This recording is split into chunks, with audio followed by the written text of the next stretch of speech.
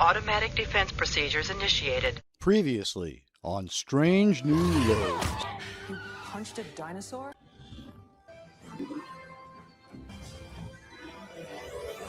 And now, the continuation. God help us.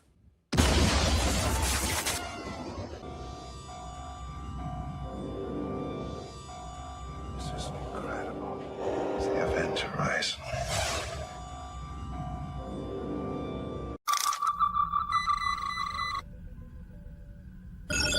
Incoming transmission. Welcome to Saving Star Trek. I am Linda Park. I play Hoshi Sato and also Empress Sato. And you better hit that like button or Empress Sato will not be happy. I mean, she could make a storm happen and she could really make your life hard. Anyways, enjoy the show, hit that like button, and thank you for being a fan. She's come back.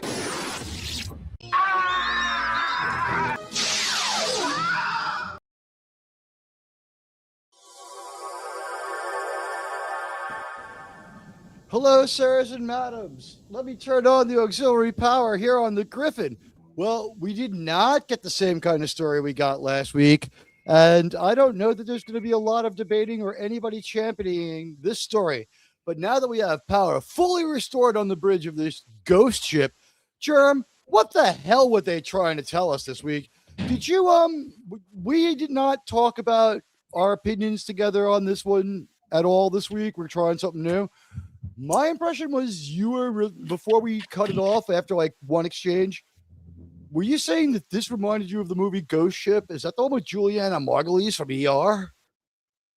I believe so. 2002, actually a follow-up to the 1962 Ghost Ship. Very low rate. An original. Yeah, it's basically a soft reboot of the original. They just used the name from it. Did you? I guess we didn't talk about it until I sprung this on you right before showtime. Did you get the Event Horizon ripoffs just floating through this entire episode? I got some of that. I think it's more so that it's in space where you'll see that contract, but this is a very classic Flying Dutchman story.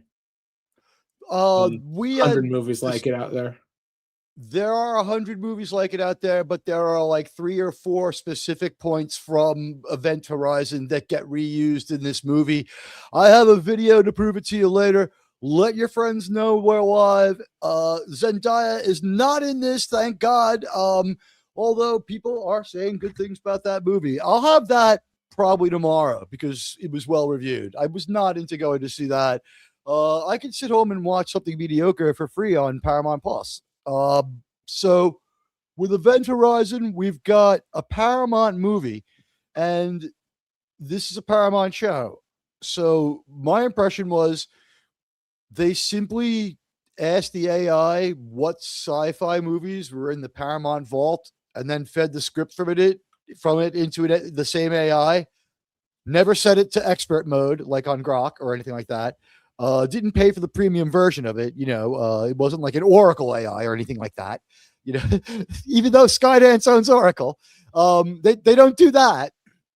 They just hit render or send, and this maybe 10 bullet point plot comes back to them. And because this was made so fast that their production outpaced their salespeople, I do not perceive any agenda aside the usual feminism, but it wasn't super strong. Like they didn't spend a lot of time beating that one down. Was Kirk a soft wuss? Yeah. Was Connie overly tough badass who like possibly could have beat up Rambo in the way this show presents her? I wouldn't want to be Rambo in that fight. At the same time, it was a terrible episode. It had none of the charm or debatability of last week. And last week wasn't charming. The charm of it was that its heart was in the right place and it went in the direction of being Star Trek. Now, we knew that they were doing this in a sort of, I wouldn't call it false, because for an hour they didn't tell their story. It was a 40-minute story, but they told it for like 55 minutes. They don't seem to have had a chance to have picked up money from the various special interests that paid for Starfleet Academy. They were making too much Star Trek too fast. Were Strange New Worlds perhaps just not able to be sold, or did they make some kind of reasoned sales decision where they're like, we will hook people into our other loopy shows with Strange New Worlds? And hello to everyone out there. Jerem, what do you think? I think they're leaving the message to Academy, and they're just trying to power through the last of this. They know they're canceled, so they essentially went to Kurtzman's DVD rack and said, I'll rip this one off this week, I'll rip that one off next week, and so on and so forth. We are going to get a movie ripoff, not a great movie ripoff, every episode for this entire season. You are muted. Good, because I was probably peeking. But it'll be a Paramount movie. They seem to have figured that one out. Do you think they sat down like one day and like drank a whole bottle of wine? Because like, let's face it, he's Kurtzman. He wasn't drinking beer or liquor. Do you think he sat down one day with his wife and his wife's girlfriend, and they told him like, you know, you're gonna do this, this, this, and this, and he was just like, he drank some wine and like he like had them write the prompt, because they write children's books that don't exist. If you can find a copy of Alex Kurtzman's wife's children's book, please send me the link, because it's not available on Amazon and it has sold no copies and has no reviews. Very suspicious, wouldn't you say? Yeah, almost like it was a front. Anybody could do the sell a book on Amazon, but let's get down to the official business here. Welcome, sirs and madams.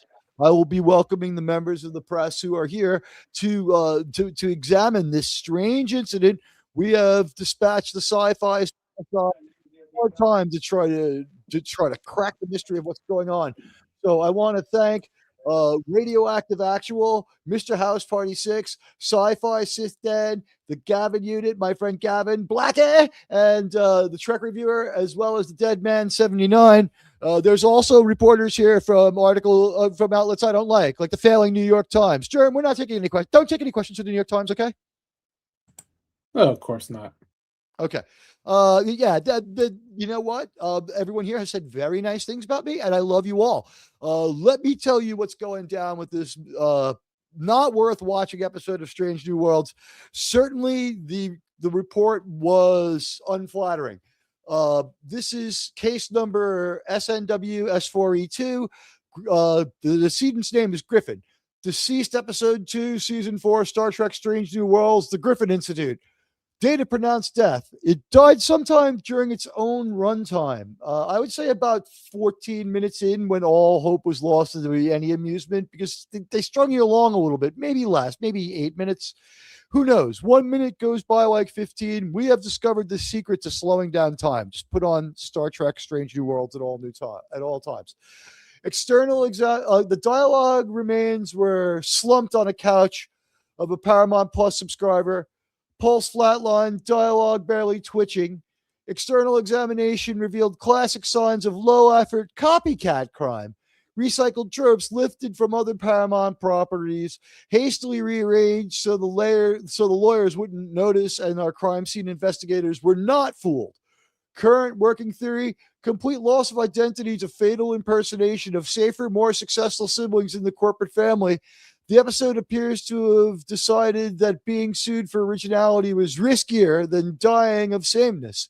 The actual suspects of primary authorship, unconfirmed but strongly indicated by the crime scene, are Paul W.S. Anderson, director of Event Horizon, a.k.a. he has many aliases. Germ, I think my favorite a.k.a. for this guy would be Mr. Mila Jovich. What do you think? Hey, that's a hell of an alias to have. Go with that one at all times. Philip Eisner is the co-writer of Event Horizon, or the writer. Paul W.S. Anderson obviously did some writing and dialogue with that one too.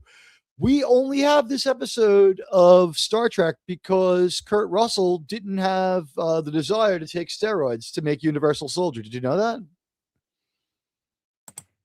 No, I did not know that. Paul W.S. Anderson ends up making all of those Resident Evil movies with his wife. right? What is that? 6 of them by him, 5 of them. Like there's a whole bunch, right? It covers 20 years, 17 years, something like that. They're in Europe the whole time, and they're making the same kind of money you and I make. Like Mila Jovovich, also the benefit for her is she's not in America ever. She's never making any American political statements. She's just not there to complain. When SAG goes on strike, she just goes to work for the European film company she works for anyway. Does she care? Yeah, who knows? But she has she sails into this as I don't know, what is she now, 50 possibly? A 50-year-old woman who still looks pretty good. And she's got Paul W.S. Anderson, who's a pretty talented director. She's going to keep finding roles. He's going to start doing movies in Hollywood again. Was one woke after another his movie? Yeah, I think so. Yeah. Okay, so he's back in Hollywood, and I bet she's in that at least for a minute. Both are currently, so Paul W.S. Anderson and Philip Eisner are both currently persons of interest, and owed an apology by talentless, low IQ, in my opinion, Alex Kurtzman for the specific manner in which this episode tried and failed to summon some atmosphere by simply turning the lights down and hoping no one would ask for a plot. By the way, they didn't think of that. The lights stayed on full power the whole episode. Did you notice that? They didn't try for darkness or anything creepy, except when they were walking down the hallway. It was dark twice for 2 minutes. Then the ship just powered up and it was like a normal episode of Star Trek. It didn't have any atmosphere at all. Manner of death, neglect through mediocrity, self-inflicted creative theft, identity fusion with Event Horizon, disposition of remains, cremated on arrival, ashes to be scattered across the previously on segments of better shows. Coroner's note, next of kin, the writer's room, have been notified. They claimed they were going for a vibe. The vibe has been ruled dead on arrival, case closed, nothing to see here, but we've got some things to say. Let me tell you. This was creative theft and plagiarism, and if Paul W.S. Anderson wasn't probably still on the Paramount payroll and probably didn't get a check in the mail from the Paramount people to keep him from getting loud, he would. I would say if I was the Paramount people, now the Ellisons, you'd be better off sending Paul W.S. Anderson like $300,000 and being like, dude, your movie failed when it came out anyway. It's a classic by mistake. You should just take this and, leave us alone because we want this to die on the vine. If you're quiet, no one will hear about it. And he probably said yes. What do you think, sir? Hey, at this point, if they're paying him, he's doing whatever they tell him. I see something on the radar. Hey, Admiral Teag, incoming super chat.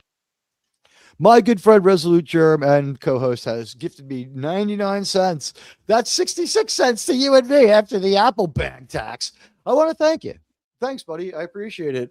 Did you go to the drugstore today and get one of those surveys from Google Play? A couple of them. It takes a couple of them to afford a pile of shit that I give this episode.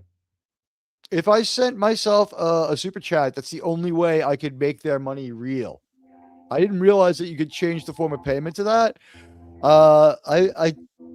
I don't know if they'll let you have more than $10 at a time. They cut off the surveys after that, don't they?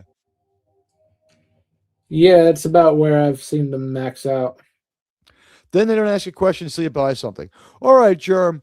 Aside from the fact that you'll never get an Xbox from Google Opinions where we got this 99 cents. But you know what? If you get it, recommend, give Germ as your recommendation. He gets $2 free. Save it up for those Xbox titles, or Steam is better, but that's just our opinion. Germ, give your you want to go first with your post-mortem on this episode? It was dead on arrival. It was not twitching like last week. Last week there was a case that the episode was twitching when it came in. Yeah, this one was dead on arrival. The minute they pulled up to the Griffin, I was thinking this is ghost shit. Because I just recently rewatched that movie. It's a poor movie, but much better than this episode.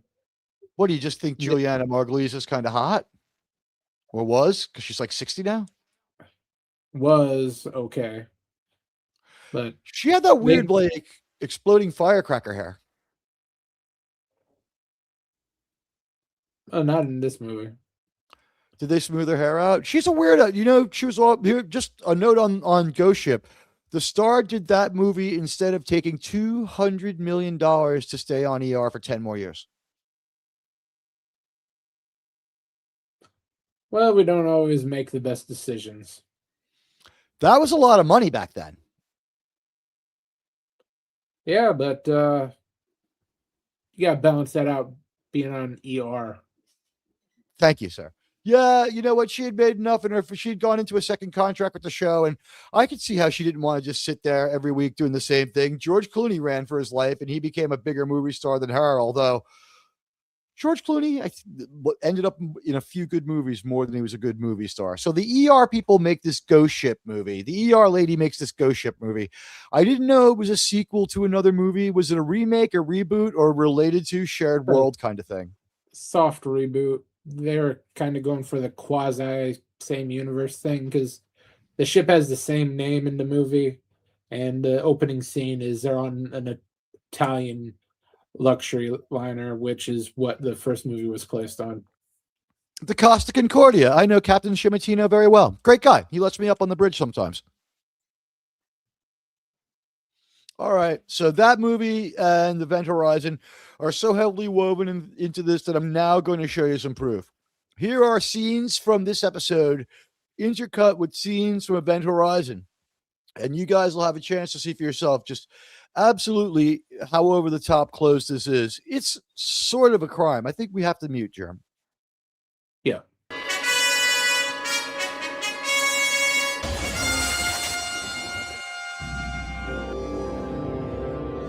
Any crew? Negative. Sensors show no life signs aboard. The ship has been beyond the boundaries of our universe.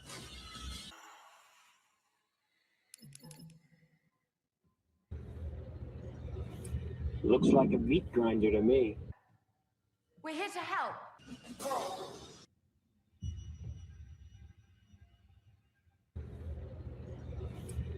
I've been waiting for you.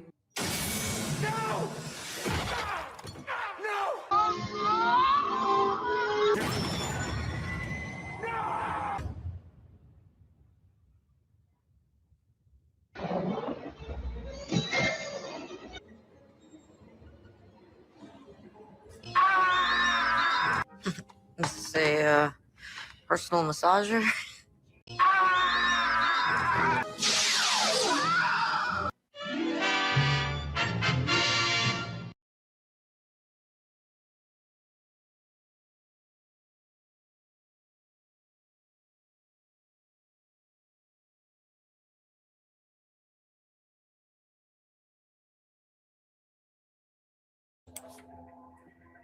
Teag, you're muted again.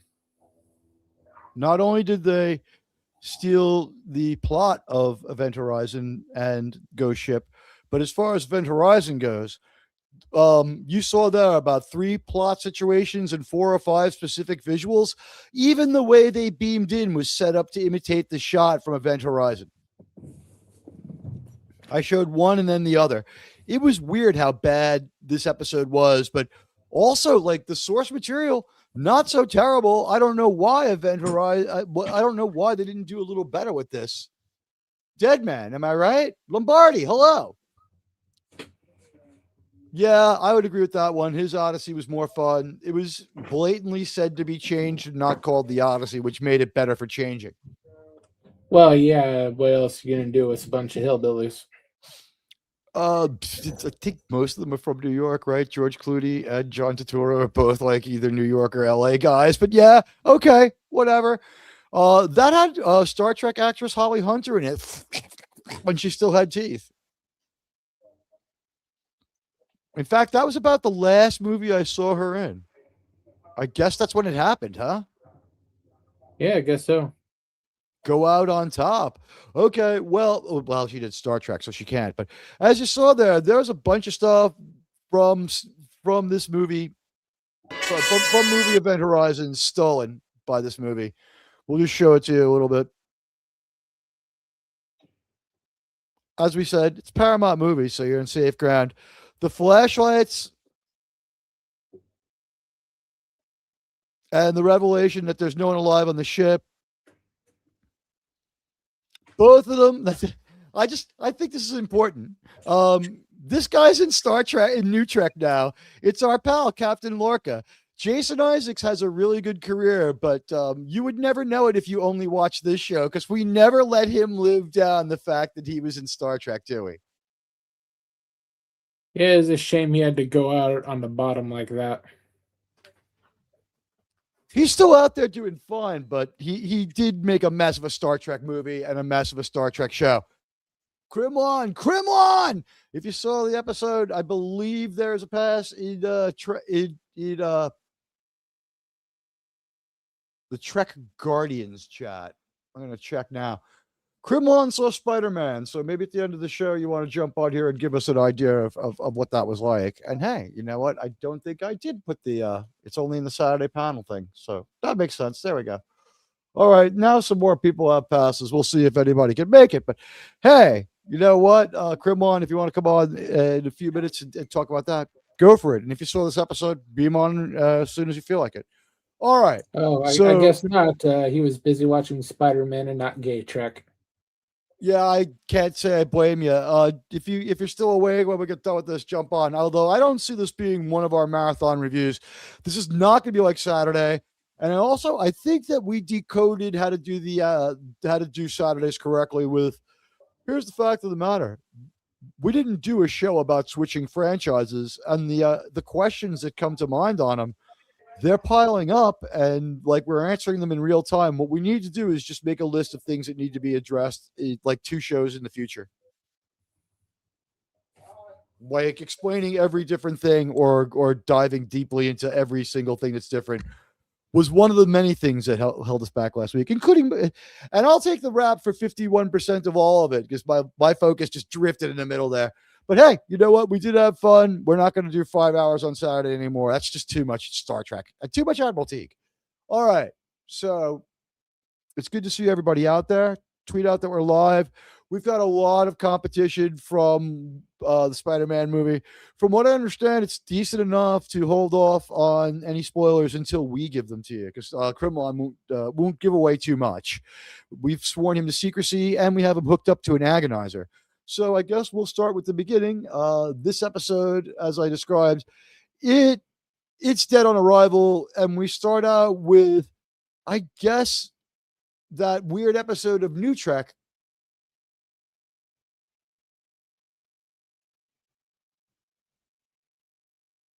Okay. I guess when we saw this last episode of NuTrek, and what's going on is Germ is okay, but there's like an emergency near his home. So he's got some sirens and some EMT stuff going on. But you know what? This episode starts a lot like the TNG episode where Picard has to have his weird mechanical heart changed out when he's in the shuttle with Wesley, mostly just chatting about his life. It's where we get the story about how he was a little reckless when he was young for the first time. And it seems like, maybe they could go somewhere with this, because I've just, to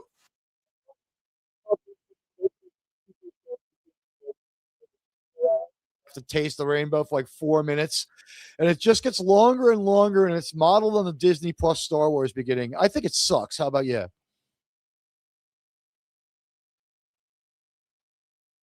Germ might still be dealing with too much noise. All right. The beginning of this episode has the same approximate previously on that we had last week. It's the same thing, really ridiculous. It can be applied to every episode. And we start out in the shuttlecraft where we're having a conversation. And in the shuttlecraft are Connie, Spock, and Kirk. For some strange reason, Kirk and Spock are whispering each other. For some strange reason, Connie and Spock are whispering to each other, even though they're only like 2 feet away from Kirk, and he can hear everything they're saying.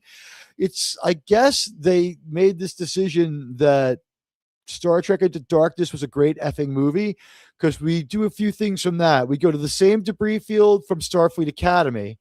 It looks like just somebody like submerged a camera inside a toilet filled with loose stool.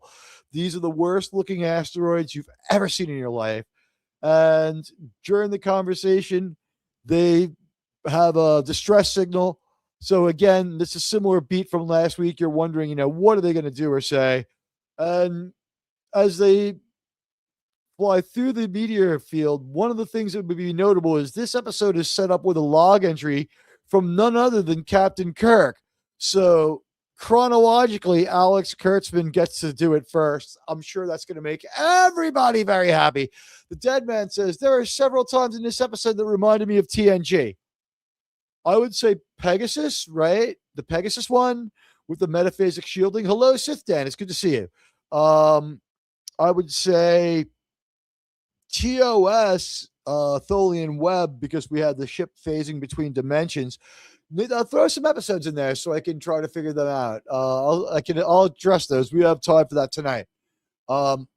They do like the debris fields and the clouds in space. These people are the only ones who have like atmospheric smoke in space. I don't understand why. It doesn't make a lot of sense. In Event Horizon, when we see the smoke, it's because the atmosphere is leaking out of the ship.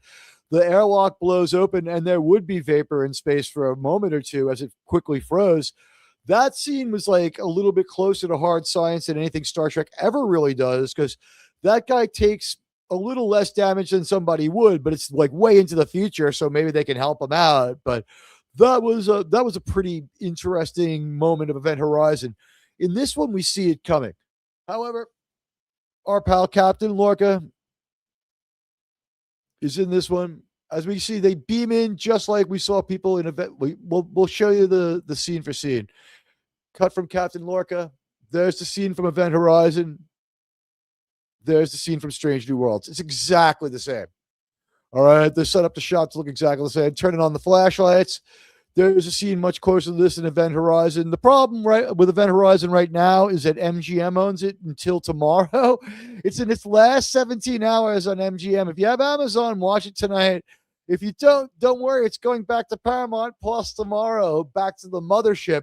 The Paramount triumvirate of rotating CEOs who never had to take blame managed to keep Paramount solvent by selling off a lot of their property to other people for a lease.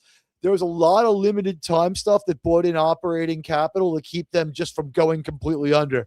We've said this before. Germ, did that 3-man rotating CEO panel do a fantastic job of keeping this company intact to even be sold? Because it was about to disintegrate, wasn't it?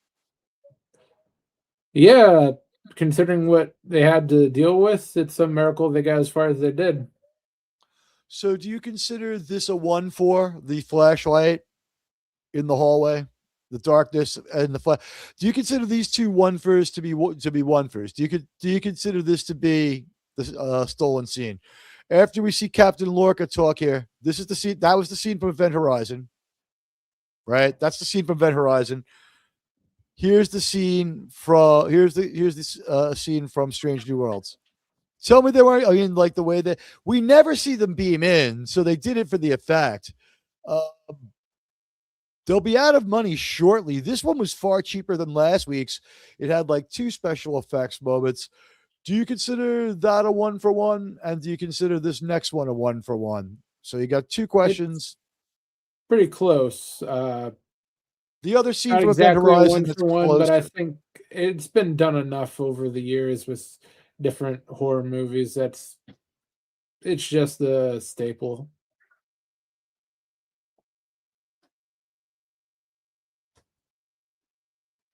They put so much into these. All right, go ahead. It's just so similar to each other. They didn't have anything original. You see the walking through dark hallways with flashlights in basically every movie like this. The thing is, Star Trek doing suspense has been done before, so I can deal with that.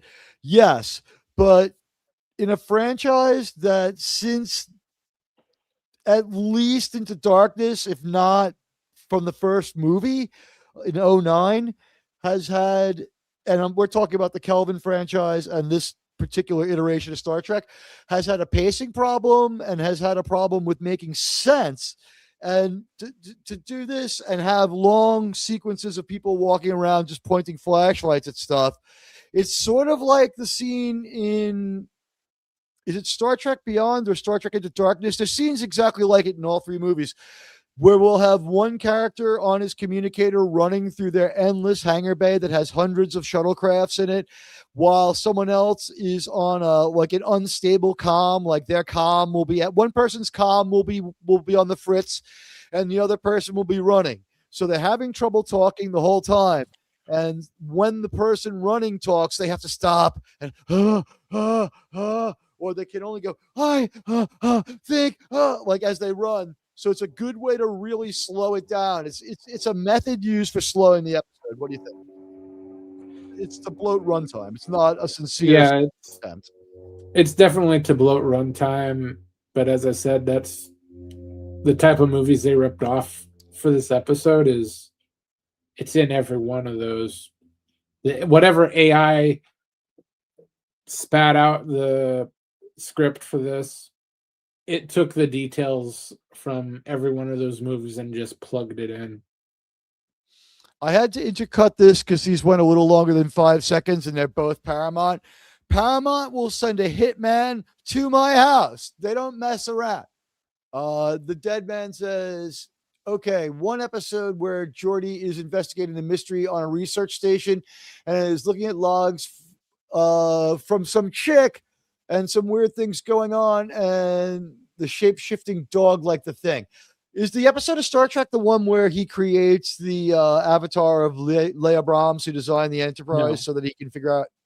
Is it the sleuthing one where Riker is under suspicion of phasing that guy? Completely different one. It's a comm station. 2 people and a dog are on the comm station.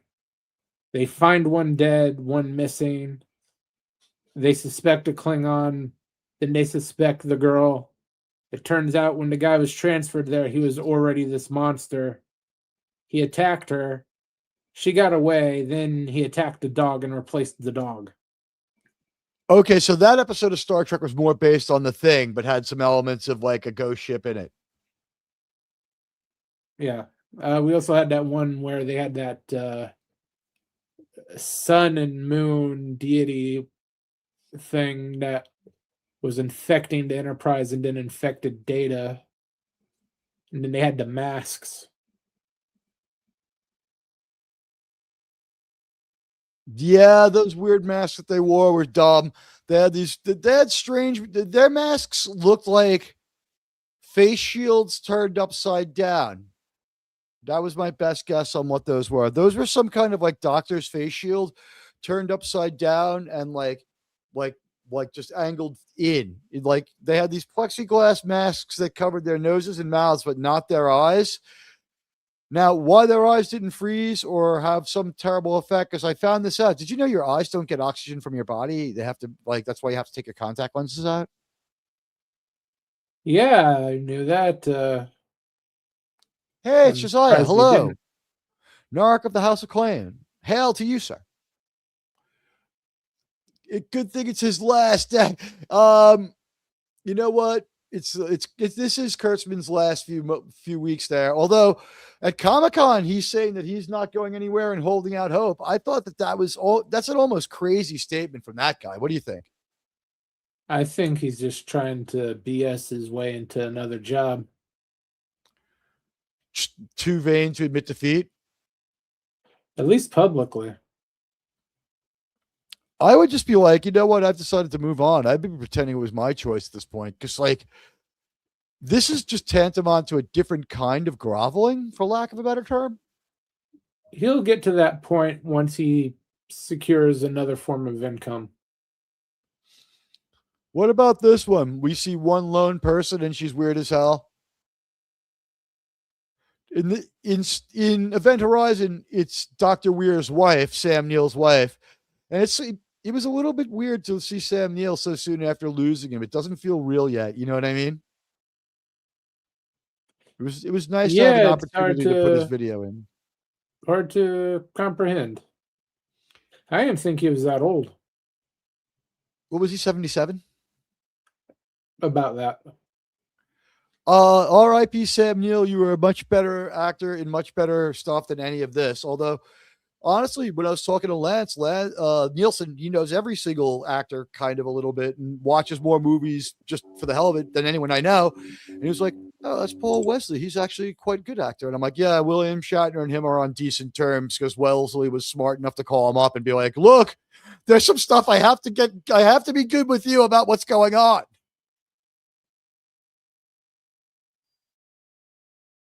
Which was the right move. Wellesley does not try to be Captain Kirk or William Shatner in this one. The episode does try to write him as Captain Kirk. I guess they're trying to track him towards being brave. However, I would point out to our friends out there, this is the second time that Captain Kirk has been killed in front of Connie. If not, and probably the fourth time this Captain Kirk has died, right? Almost. He didn't quite die in this one, but he does get very close. He doesn't actually die. Sorry. He gets really badly hurt. The thing is, like, they've got their captains confused. It's Picard as Professor X who keeps dying and dying and dying. And Radioactive does correct you. It's Soy Kirk, not Kirk. This is not Kirk. This is not Star Trek. It's a Kirk derivative character. It's derivative Kirk. It really is. It's not Kirk by the numbers. Aquiel is in the episode with the shape-shifting dog, and the girl Geordi gets the erection from watching her logs. Aquiel. Okay. Yeah, I remember that one better. There's 2 episodes with her. She finally shows up and sees the avatar of herself and draws the obvious conclusion that he's rankering around with it. That was a much better. If we just did a Leah Brahms episode where we cut out all the other stuff except Geordi in the holodeck and then meeting her, if we just put that together into a supercut and lost the actual episode, because those are 2 B plots from 2 different episodes, it would be better than this. This was like a B plot with a C plot. Like there was no story. There was very little storiness to the story, and what there was extremely unoriginal. So then we got this. This was very much like Event Horizon, where he's begging for his life, and he gets thrown out into space. In Event Horizon, it was James Noseworthy as one of the astronauts. And that brings me to just a quick trivia point. Isn't James Noseworthy also in Ghost Ship? He might have been. And I just want to be on record here. I don't think he has that all that remarkable of a nose. Do you? I mean, it's worthy enough, but it's not overly worthy. Yeah. It's not like a high quality nose. Yeah, it's nothing to write home about. It's a name that was good to have in the 90s when he was in his prime of his career, because it would probably get you some free blow, because it's just like, your nose is worthy. Ha ha ha. I'll spend $40 to make that joke. $5,000 in today's money. We'll talk about the eyedropper full of gas I'm saving for when things get really tough, Germ. All right. So as we saw, everything ripped off from Event Horizon. It was unbecoming. And Germ, you want to get into the Ghost Ship parallels? I'm guessing Ghost Ship, was that just more of a traditional Flying Dutchman? Yeah, it's a lot like Event Horizon, but real ship. Not so much a central evil figure that they present. It's more of just the tortured souls of the dead. So that's why I put equivalent more to this one, because they didn't really have a centralized antagonist in this. Is essentially just a bunch of random ghosts. You're lead reviewer on this one, bro, because after I watched this once, I spent most of my time cobbling together the video and only got a half a rewatch in. And this is a hard episode. These are hard show. This is a hard show to watch, folks. It really is. So this is our first look at the Griffin. Yeah, it's the yeah. I mean, the USS. Could you be less self-aware than Alex Kurtzman? Yeah, it does kind of look like the same quality you'd get from Family Guy. It is the same quality you would get from Family Guy. Actually, that's not true. I take that 100% back. Family Guy is usually funny and entertaining. It didn't get bad till like season 12 when Seth MacFarlane stopped writing the jokes himself. All right. It is not Kirk. The girl in that episode is not Leia Brahms. Aquiel is a totally different person. I think there's a couple of TNGs I just haven't seen. That sounds like I just didn't see that TNG, but you can be forgiven on that because instead of like 79 episodes, there's what, like 244 episodes of TNG or something like that? 170. I thought there was more. 7 years at 24 episodes, roughly. Their episodes hit counts stay more consistent. All right. So here's our first look at the Griffin. Their space is darker than any other space. We always have to go to a part in space where there are no stars. Why there are never any stars in any Kurtzman part of space is beyond me. It absolutely damages the idea. Why? Can't Because afford- stars are expensive.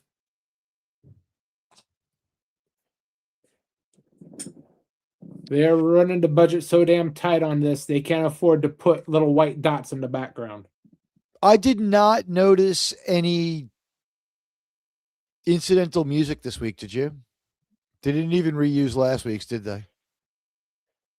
I wouldn't call it music. They had Was there a couple of cues?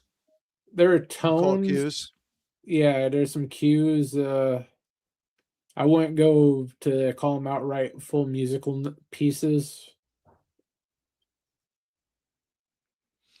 Last week we had actual music. This week the ship was non-functional, so they didn't have to pay for the licensing for the sounds of the bridge to the original license holders. And that's been very helpful to them because they have no money. So again, we had very little music and we had people walking from point to point. They're going to beam over to this ghost ship. And when they get there, they're going to walk from point to point and it's going to be so incredibly boring. This might be the best shot of the episode I'm going to show you here. We get a look from the back of their shuttles are like huge runabout sized beasts. But this was actually, I mean, if we had a better show, this is an acceptable sci-fi looking ship right here. I mean, it's probably every single ship they've ever made cobbled together, but it was all right. What did you think? It's okay for them. It's 100% CG. Yeah. They're sitting in chairs in a green room. Guys, here's something you need to know about Strange New Worlds. They don't have view screens. These are all windows. That's why we see George hit the window or Sam, whatever, hit the window. It cracks and he flies through it. They have actual glass windows that can then be turned into TVs too. I don't think it's very mysterious that by the time we get to the 23rd century, we'll have a plain piece of glass that can then become a television-like monitor. It doesn't inspire any sense of wonder. The idea that you would have glass on this ship where the guys in the 1960s were like, yeah, and they wouldn't have windows because that's a weak spot in every spaceship. They would just have a monitor. Like that they're underthinking the 1960s. They are underthinking science. They're underthinking Star Trek. But in this episode, I hate to say it, this is like for their bad show, this was kind of a needed shot to reestablish that it's all glass. Yeah, unfortunately, that's something they don't really bring up too often, but it's something they probably should have gone away from. It starts in Discovery. They won't get away from it. And this was the first real terrible moment. Kirk goes to grab his stuff. Why his bag is laying on top of the console is beyond me. He's just been doing some sciencing stuff where his hands were. But he grabs his bag and like gifts or children's stuff falls out. And Kirk and Connie kind of have something going, but every time they start to get close, she either stabs him or he gets killed by like weird time travelers. We have never revisited that Connie works for like some sort of time traveling temporal Cold War, like shit disturber agency either. And that she doesn't have real loyalty to Star Trek. I think they're just going to drop that. I don't think they have enough time to do anything with it. And I don't think they fucking care. What about you? Hell, I forgot about it completely. I think it was written to bloat time in the original episode anyway. They had never had any intention, but A child's toy in a book that you would give a kid falls out, and Kirk goes, "Oh yeah, they're gifts for David," leaving it to us. I don't think they reintroduced David as his son either. He just talks about David and Carol and how she's taken off and how David is, whatever, like 8, and he was going to go spend a few days with him, but he decided that it was more important to go to this conference that they're just coming back from, and that's why he has children's toys with him. So it was a little bit just creepy. What did you think of Terrible Father Kirk? I'll give him credit on that. That's how I would figure James Kirk would act as a father. Yeah. And we do know he's never Admiral around. Teag, incoming super chat. I'm gonna read this super chat and then I'm going to make my point on that one. The USS Peter Griffin? Seriously? No, it's just the USS Griffin, but Shawn did make a cool tile that I wasn't able to get my hands on. We just had a screenshot of it that was, I couldn't put it on, but it was great. We'll do it for the best of when we supercut this, if we do. This one was not really even worthy of further discussion beyond this live stream. Yeah, it was the USS Griffin. I felt like they were punking us with the name. It was a low effort name.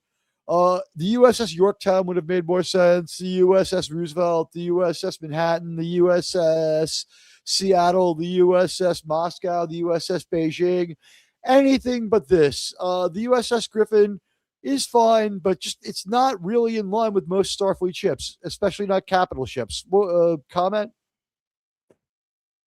Yeah, the name wasn't too great, but what else are you going to expect from them? It's not like they could have gone to the U.S. Navy registry and picked a name at random. Do you think he's kicking himself that he didn't call it the USS Archer so he could have taken a swipe at him? Put a picture of Scott Bakula in his show? Although I don't know if he has the right. That may have been something they stopped him at. Yeah. I think that work at Bad Robot must be real. I'm sorry.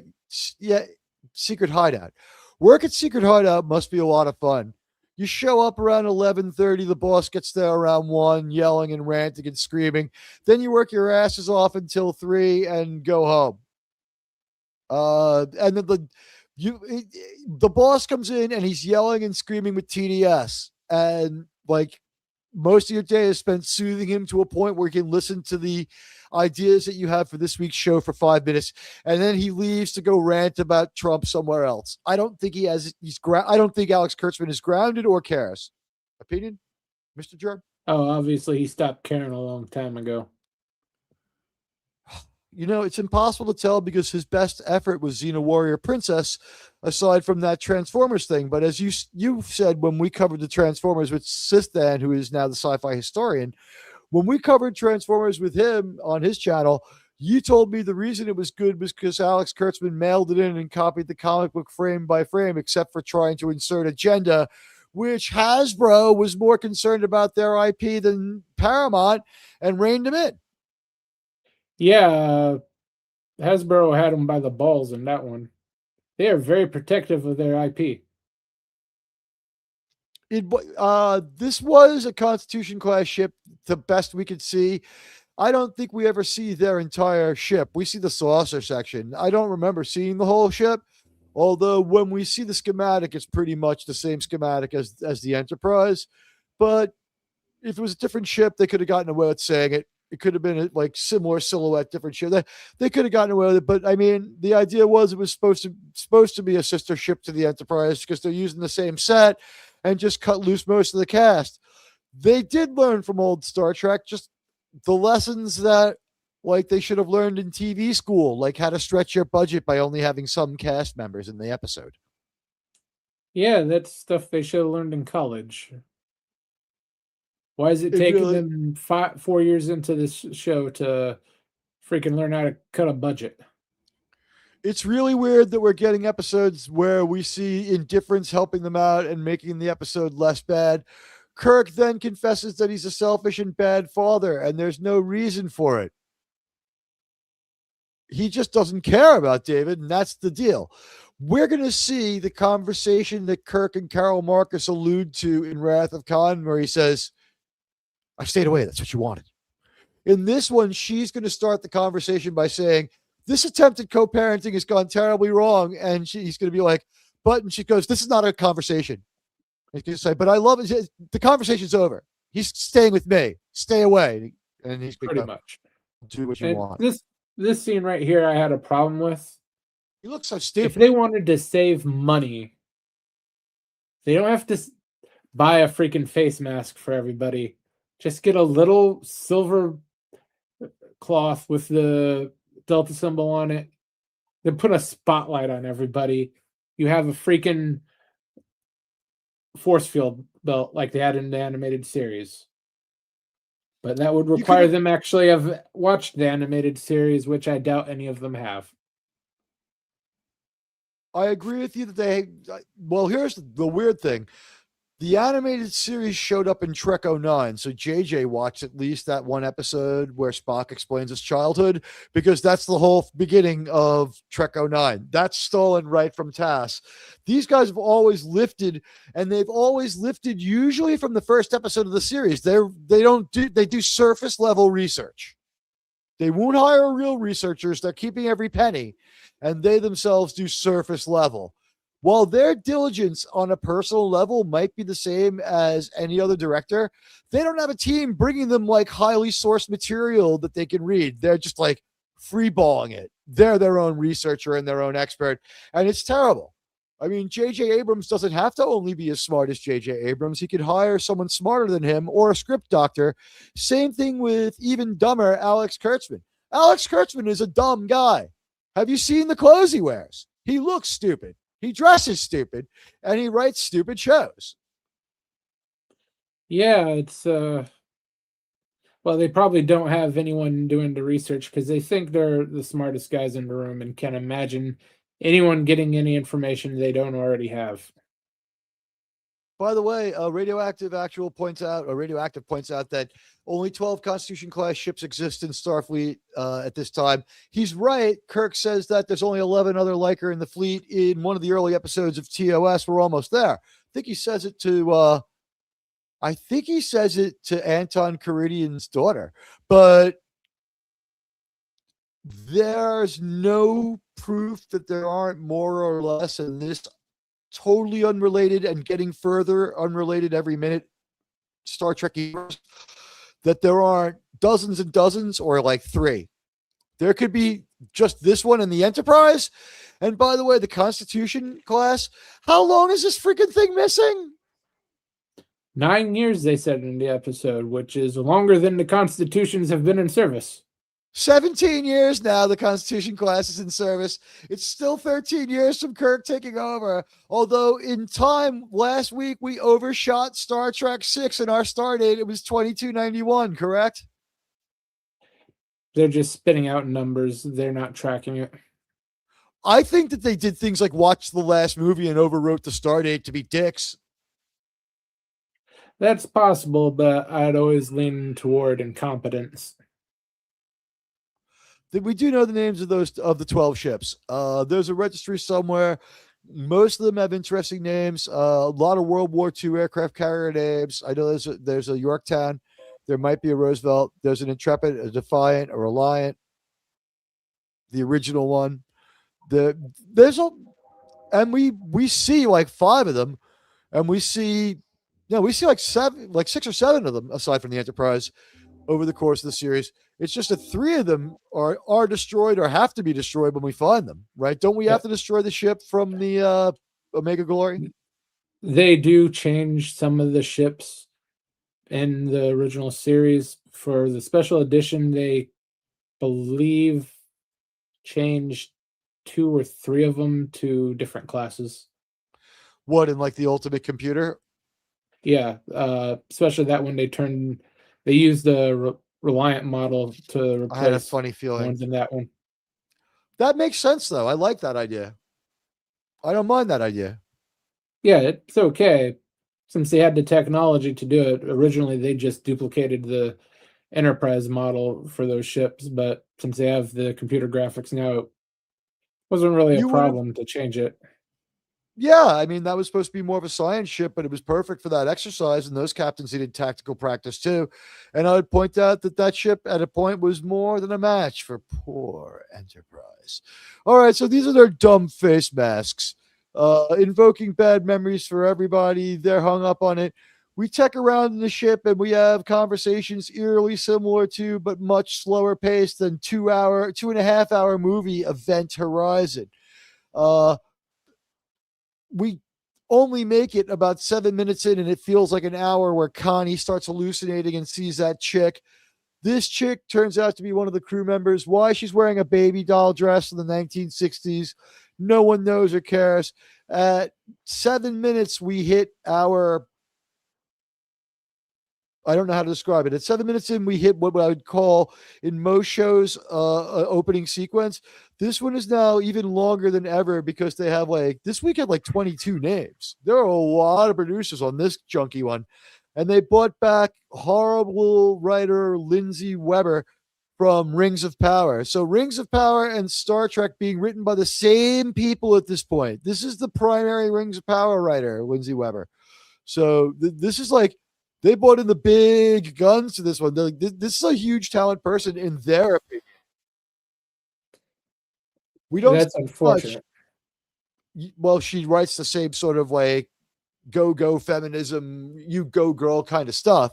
And guys, if we could get if you guys could spam some emojis, if you're members of the channel. If not, I understand, but you know what? It would help us out to get a little more interaction. We love those interactions.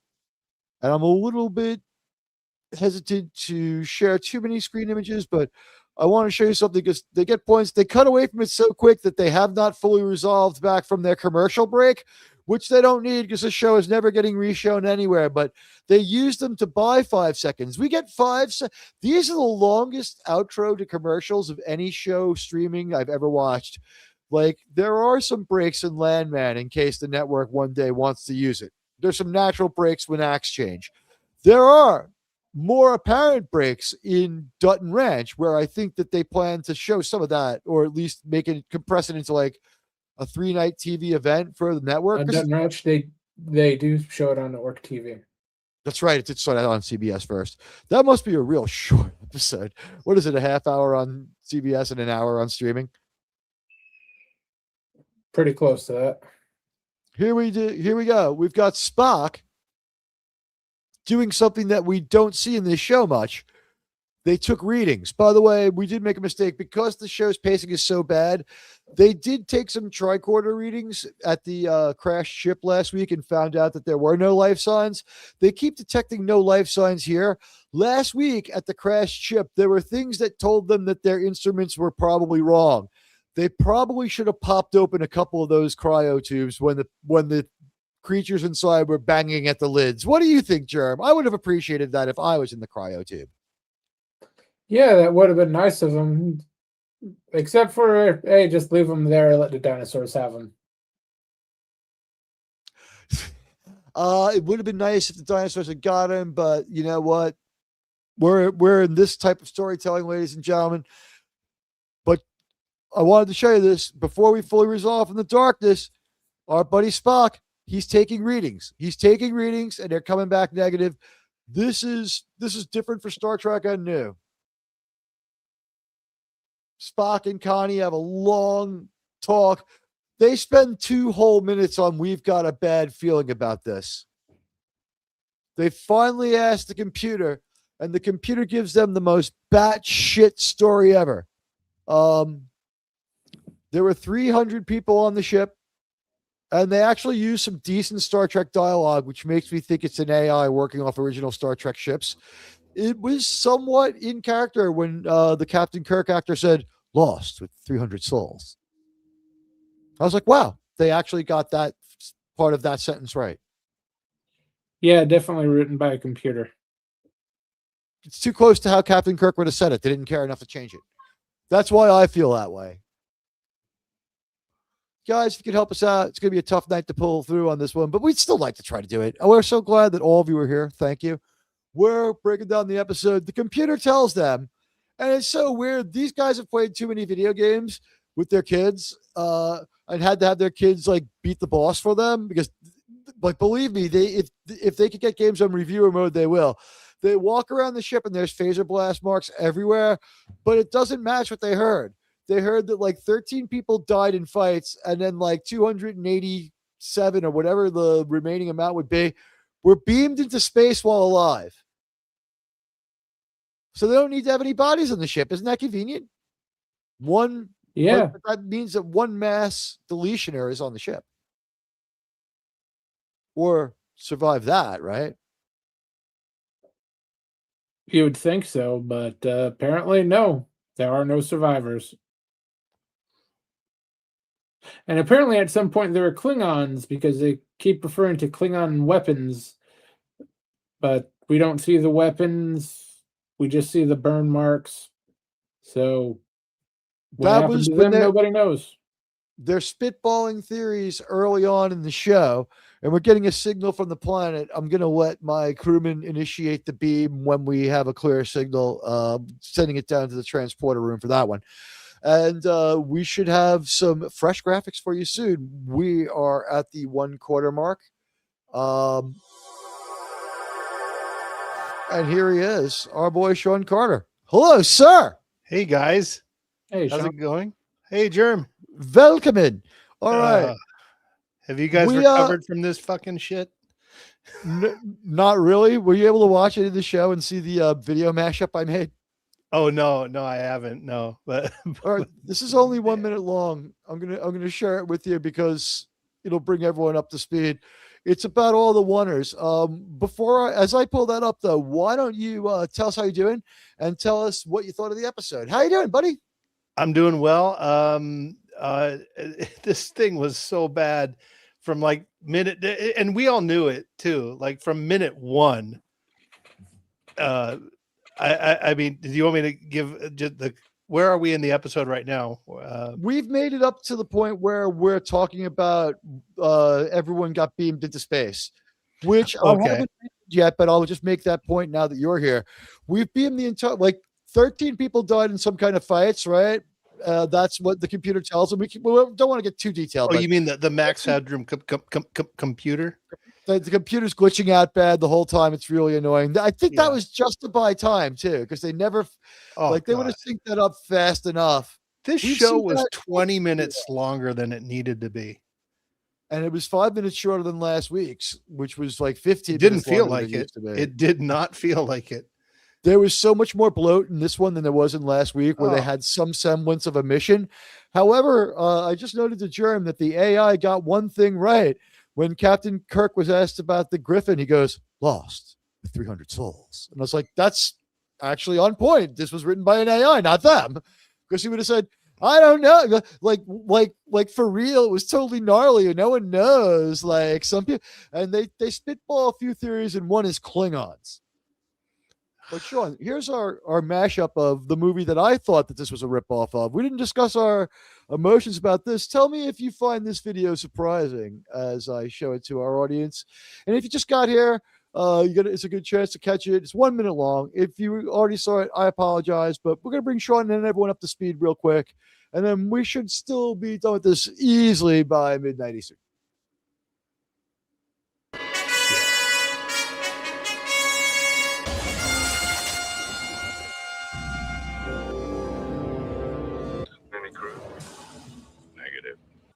Sensors show no life signs aboard. The ship has been beyond the boundaries of our universe.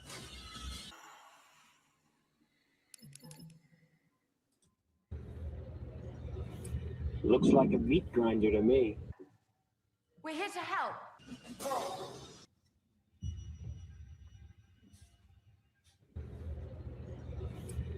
I've been waiting for you. No!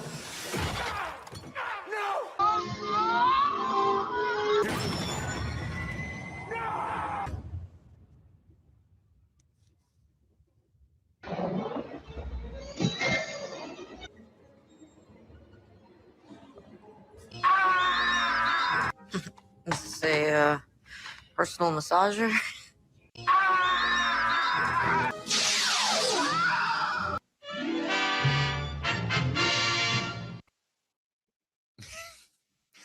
Did that click in your mind when you were watching this, that this had a lot of Event Horizon in it?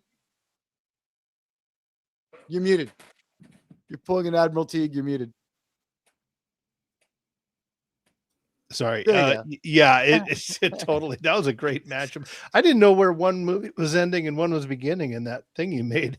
That was great. I cut them really well. Yeah, there were scenes that were even closer that I couldn't find because I only had like 4 hours to make the video, and Event Horizon's 2.5 hours long. I'm shuttling through that episode at the same time. I have like 3 editors open at the same time in like 2 browsers. I was going crazy. I was like Barkley in that episode where he merges with the computer. So anyway, back to our so-called story. Ooh. This was, I think, one of Alex Kurtzman's worst efforts so far. Yeah. All right. So, at this point, we found out that like 13 to 20 people beat each other up and died. And then everyone beamed the rest of the crew out into space. Someone beamed the rest of the crew out into space. Why do I say someone? Because 13 years later, or at least 5 years later to 8 years later, a Captain Kirk who has never met Christopher Pike except for a brief meeting when he became fleet captain, after like way before the Stargate in Star Trek 6, but he only met him once. He says that, he tells a story that contradicts this. Let's just put it that way. Captain Pike and Captain Kirk aren't supposed to have met. It's one of the weaker connections in the show. And the Event Horizon ripoff.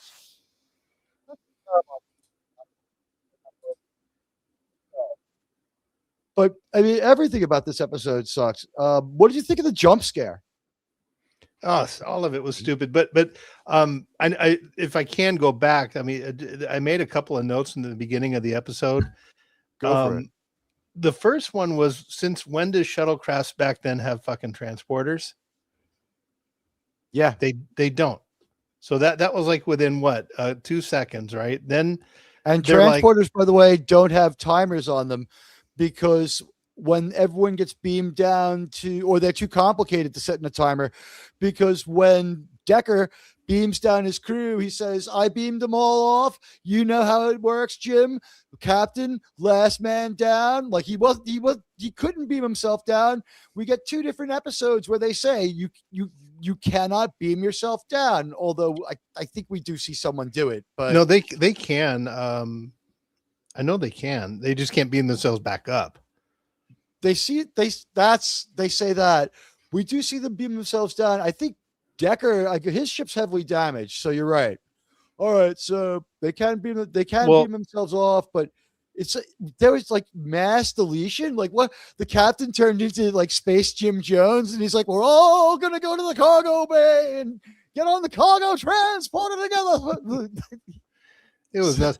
But if I can, so there.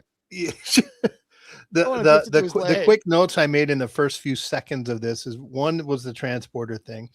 The second one is, we don't find out till way later that they actually contacted the Enterprise and said, hey, we're stopping by to check this out. But the other thing is, why would they go on board that thing? Number one, they're already mal-equipped, right? They only have a couple flashlights and whatnot. So they go aboard this ship that's been there for 9 years. It ain't going nowhere. Why didn't they wait for the Enterprise to come? Oh, I know, because the episode couldn't have happened. Let's just go on this ship that's been adrift for 9 years just by ourselves. And you notice the reason they went on is because Kirk is pushing for it. Yeah, it was completely stupid. But it was all his idea, though. Like Connie and Spock just sort of don't resist. Like Kirk's like, we have to go over there. Like all the dumb in this is Kirk. He's like, we need to go over there. And I think he outranks the 2 of them. So they're just like, okay. The one time that no one questions a superior officer when one person below them is female. Pike can't get shit done without 5 different chicks telling him something about the stupidity of orders. But Kirk, did you notice Spock? Did you notice Spock go to Connie? He goes, are you okay? Like, he's like, you okay? She's like, I'm fine. Yes. He was like cared about her emotional state or something, or he all engages in small talk now. I didn't understand why they did Are that. the two of them screwing? They implied they had some sort of relationship, but I don't remember that actually happening. It all happened off screen, and it all happened in a scene that never happened in the best of. I don't know about you guys, but I do not remember a conversation with La'an and anyone else where she defined what the hell Spock and her do in the holodeck when they practice dancing, which is really one of the least in Star Trek, the least sexual things. We see so many people dancing on that holodeck because it's just kind of fun, and like we have so many actors who also can dance that they just do it. They just do it. So both doctors dance a little bit. Both doctors dance a little bit and even on the wonky Voyager holodeck. Why that doctor needs to go to the holodeck, or why anyone needs a holodeck on the Voyager that has holo emitters everywhere is beyond me. Just like turn your cabin into holodeck mode. Like that should have been an option on the Voyager. Thinking on that one, but once they get the ship powered up, they blow. Look at those. Wait, hold on. Look at those flashlights. I'm looking at your background there. This is manipulated. Right in there in the real scene. Oh, you did this? Yeah. Oh wow, looks good. Oh, by the way, I just emailed you that picture. Here's how it looks. Oh no, but the flashlights themselves are stupid. They look like Dollar General stuff. No, but look how bright they are in hold on. Look, I have to find the setting that keeps us uniform. I think it's this one. All right. So whether we're here or not, let's see. Okay. So now I can remove stuff. We have to stay like this. All right. I have to give this a better name than custom layout 1, but that's the one, guys. That's the static layout. All right. So look how bright it is in this hallway. Now, I don't know about you, but I've been in a room with lights on, and I've seen flashlights in that room. They don't make a detectable lightsaber-like beam like they do here. Unless there was fog or something. But this ship still has fog after 9 years drifting in fucking space? Who knows? You can't. They didn't have enough money to fill the whole ship with smoke, so they had atmospheric smoke. They had like the smoke machine budget is $8, sir. We can only afford $8 worth of smoke machine juice. The Halloween store's not open yet, I guess. They have a whole episode that is a pitch for a show. 2 whole episodes that are going to be a pitch for a show. Tomorrow's Enterprise, which listen to this. I was on with Lance Nielsen. He's like, I do his show on Tuesdays, right?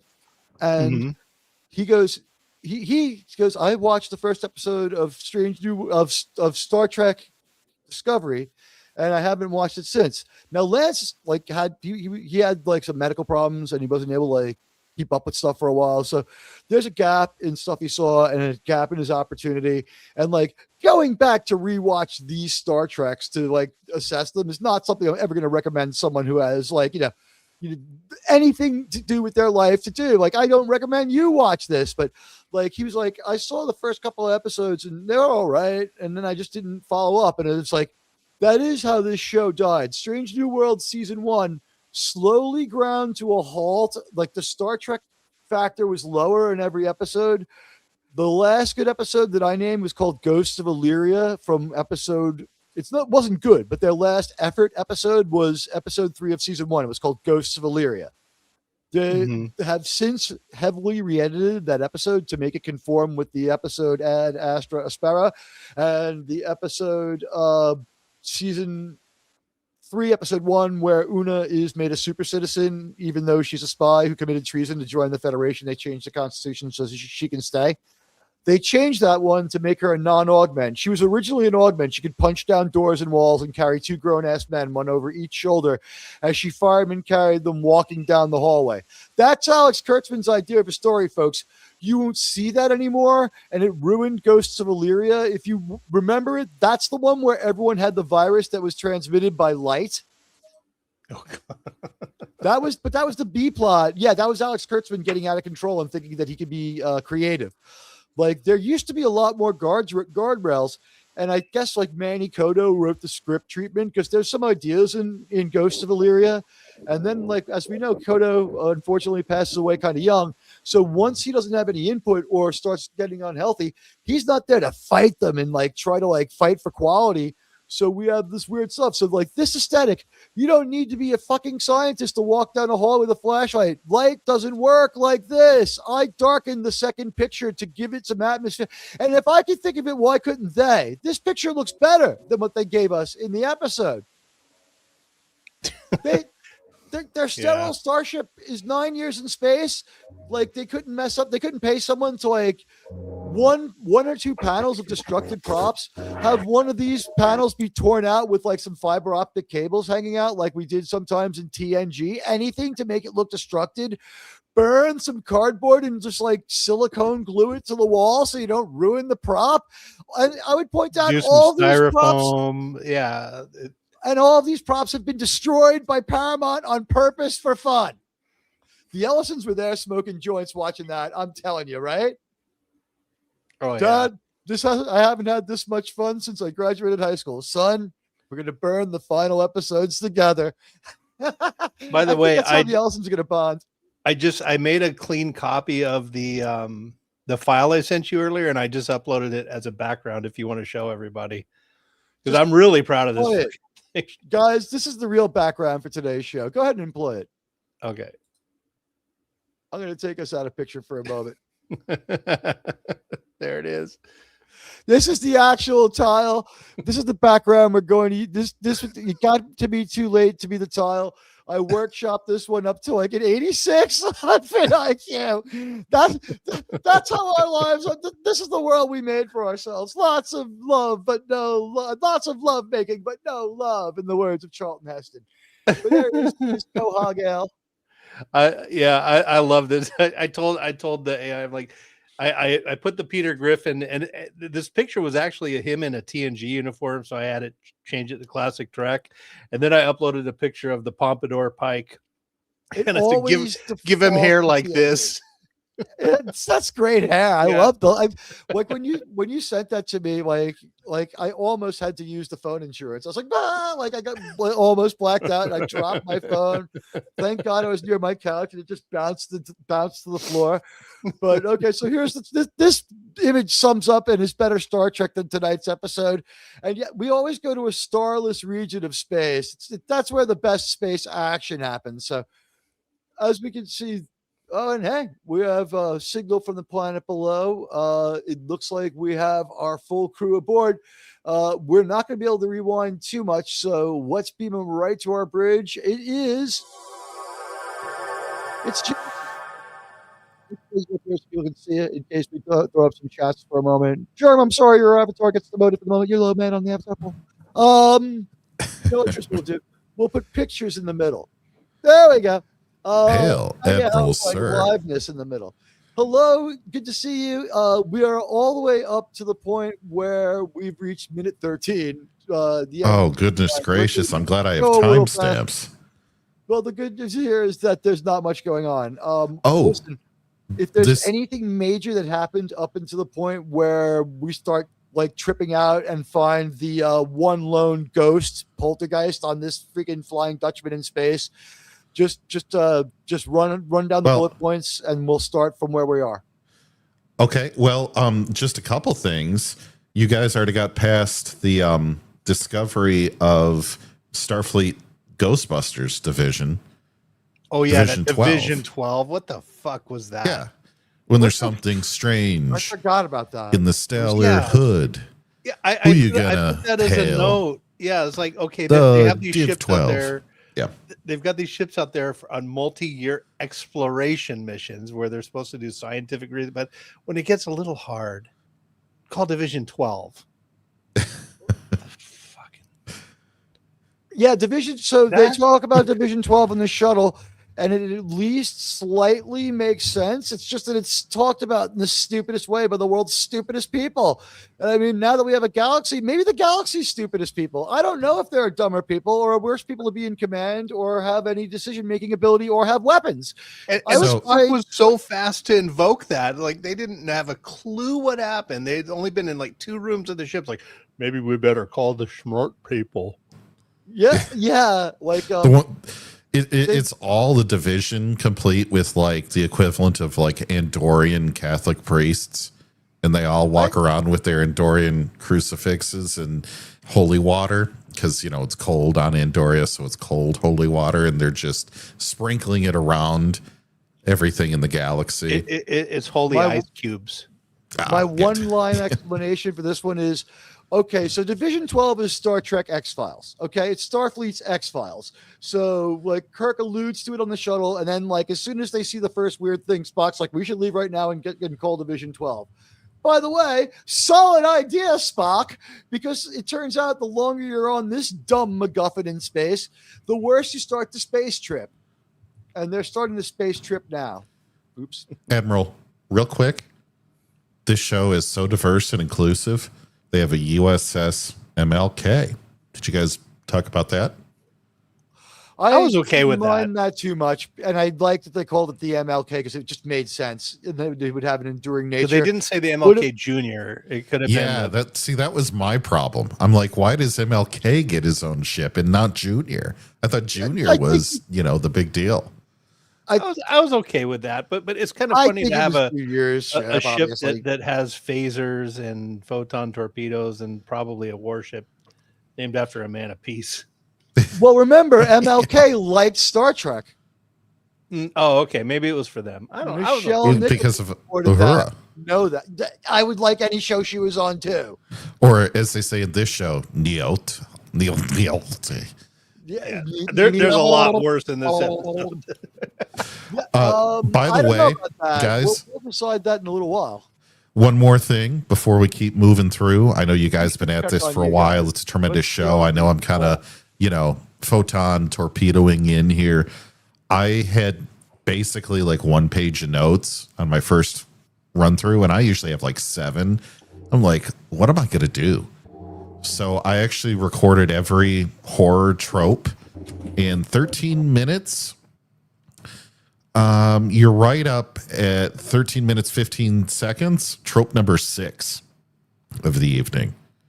The let's split up trope. So I don't know if you've covered that scene yet, but horror movie trope, let's split up in a obviously dangerous area where people have been deleted and we probably should stick together. Strength in numbers. We'll be safer that way. No. Send everybody to the 4 corners of the earth. That'll be good. We've done this dumb move in regular Star Trek. However, I would say when Kirk, Spock, and McCoy from TOS split up, I have a lot more faith in their abilities to defend themselves and be really lethal threat to anyone who messes with them more than Connie, this Kirk, and Spork here. Oh, the one that gets in touch with his feelings and says, "How are you?" Yeah, he goes, "Are you okay? Are you okay?" Yeah. And she lies to him and says, "Yes, I'm okay." Gentlemen, women are naturally more stoic and stronger than men in NuTrek. Gentlemen and ladies, if the man is going to ask you if you're okay, he already kind of knows the answer is no.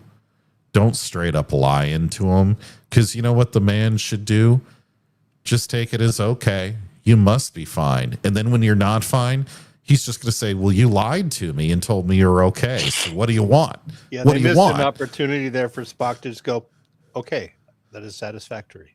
Yeah, the book's closed. You told me you're okay. Yeah. I'm not going to come chasing after you again. So don't get mad at me when you go crying in a corner later saying you're not okay when you told me you were. Anyway, this is nonsense writing.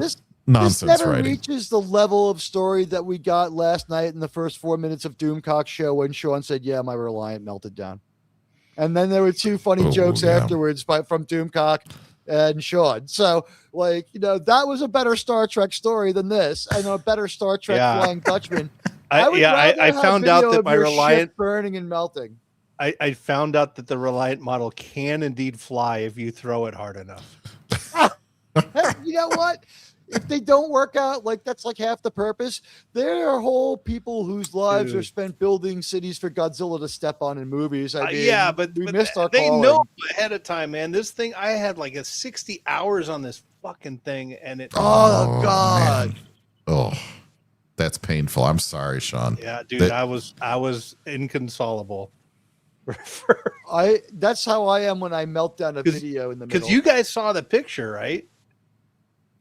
I sent you guys a picture in our chat about 5 minutes before that happened.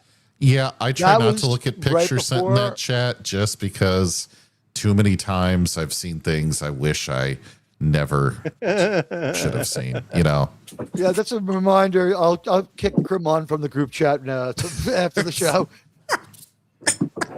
Here, I'm gonna share this if I can. I want to share this with the chat. Share screen. Love that artwork, by the way.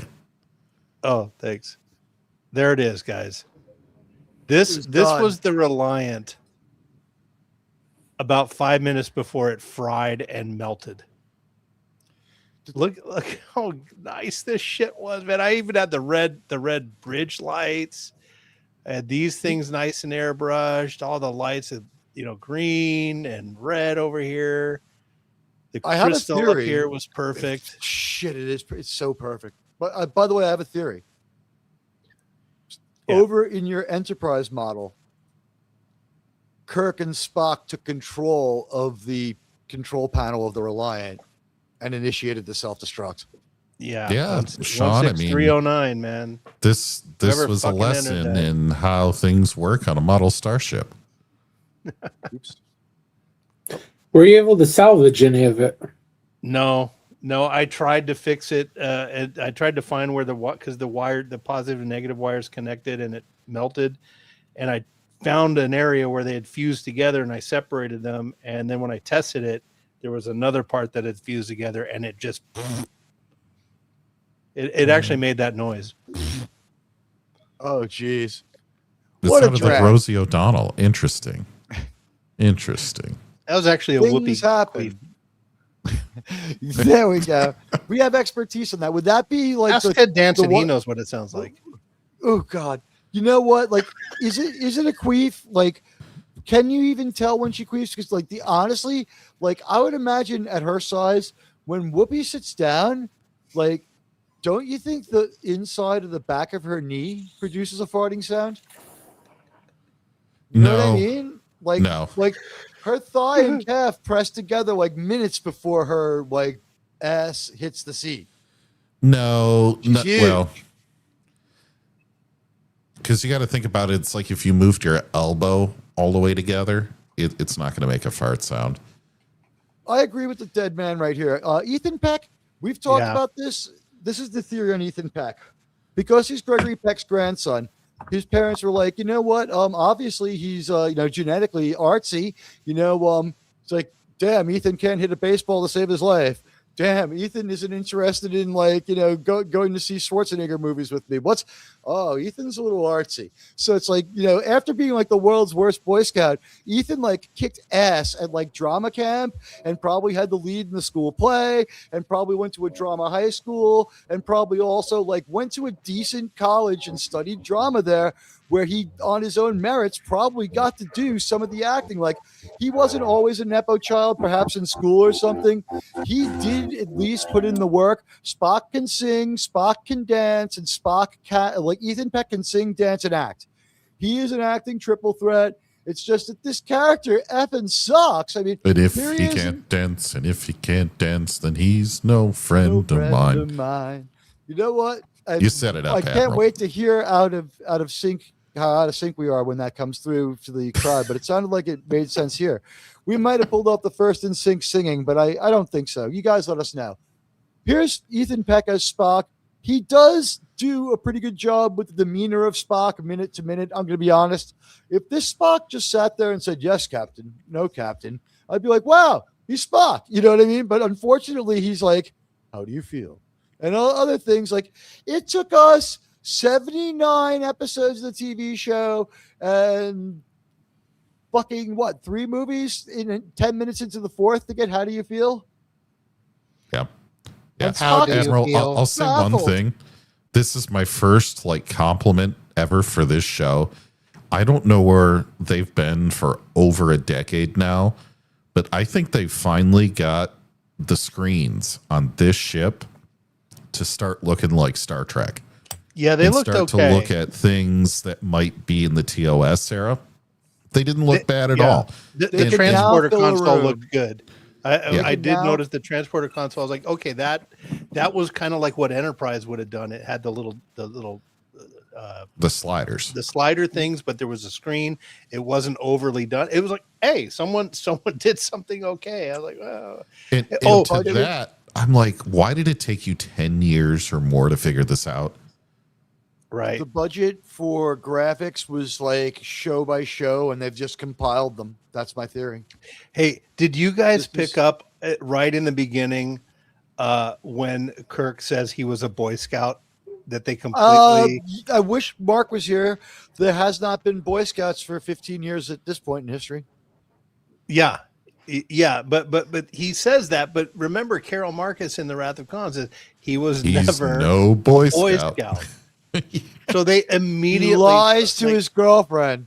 Yeah, he said so. This was one of the first 3 or 5 minutes or so. So one, we had the transporters on the shuttlecraft, which don't exist at that time, and then the stupid. I was a Boy Scout. Fucking crap. There's a lot of things, including a Boy Scout. He says an exact inversion of Carol Marcus's line. Well, they do a good job at ruining Wrath of Khan in this episode, but we're like a minute away from that yet. Oh, by the way, Shawn, I meant to say this before I forget. I did find other people saying that their Reliance burned out. There are other, really? yeah. I googled it, and there was like at least one video of a guy who had the same problem. It It was stupidity on my part. And Radioactive was asking, so I'll just tell you. So I was testing the lights. I had them on in that picture, and when I'm testing them, I just have the wires aren't, they're just coming out, and I have a little power supply with alligator clips. So you connect positive to negative, right? I moved the model slightly to look at it from another angle, and those two things touched. And when you do that, it just feedback and fused the wires together. So it's kind of like putting 300 kilograms of antimatter on a planet's surface. No, you guys. I crossed the streams on it. Basically. The Plymouth Reliance. The Admiral's seen a lot of Plymouth Reliance on fire. I bought one and tore parts off of it to put it onto my Dodge Demon. Hey, there you go. Right. Right. I makes me think of the the Pinto scene from Top Secret. My dad was like, you have exactly one summer to have a car on bricks in the driveway, and then it's going to the junkyard whether you want to or not, or your mother will kill us and throw us out of the house. It was pure antimatter. Shall we move this thing through? Yeah. Shall we move this thing through the scene? So they have this. Let me just take a quick reading here. New information coming in now.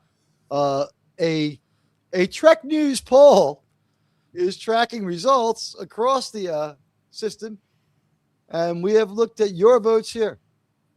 Oh, I voted wrong. I one of those votes I voted some improvements. That was my bad.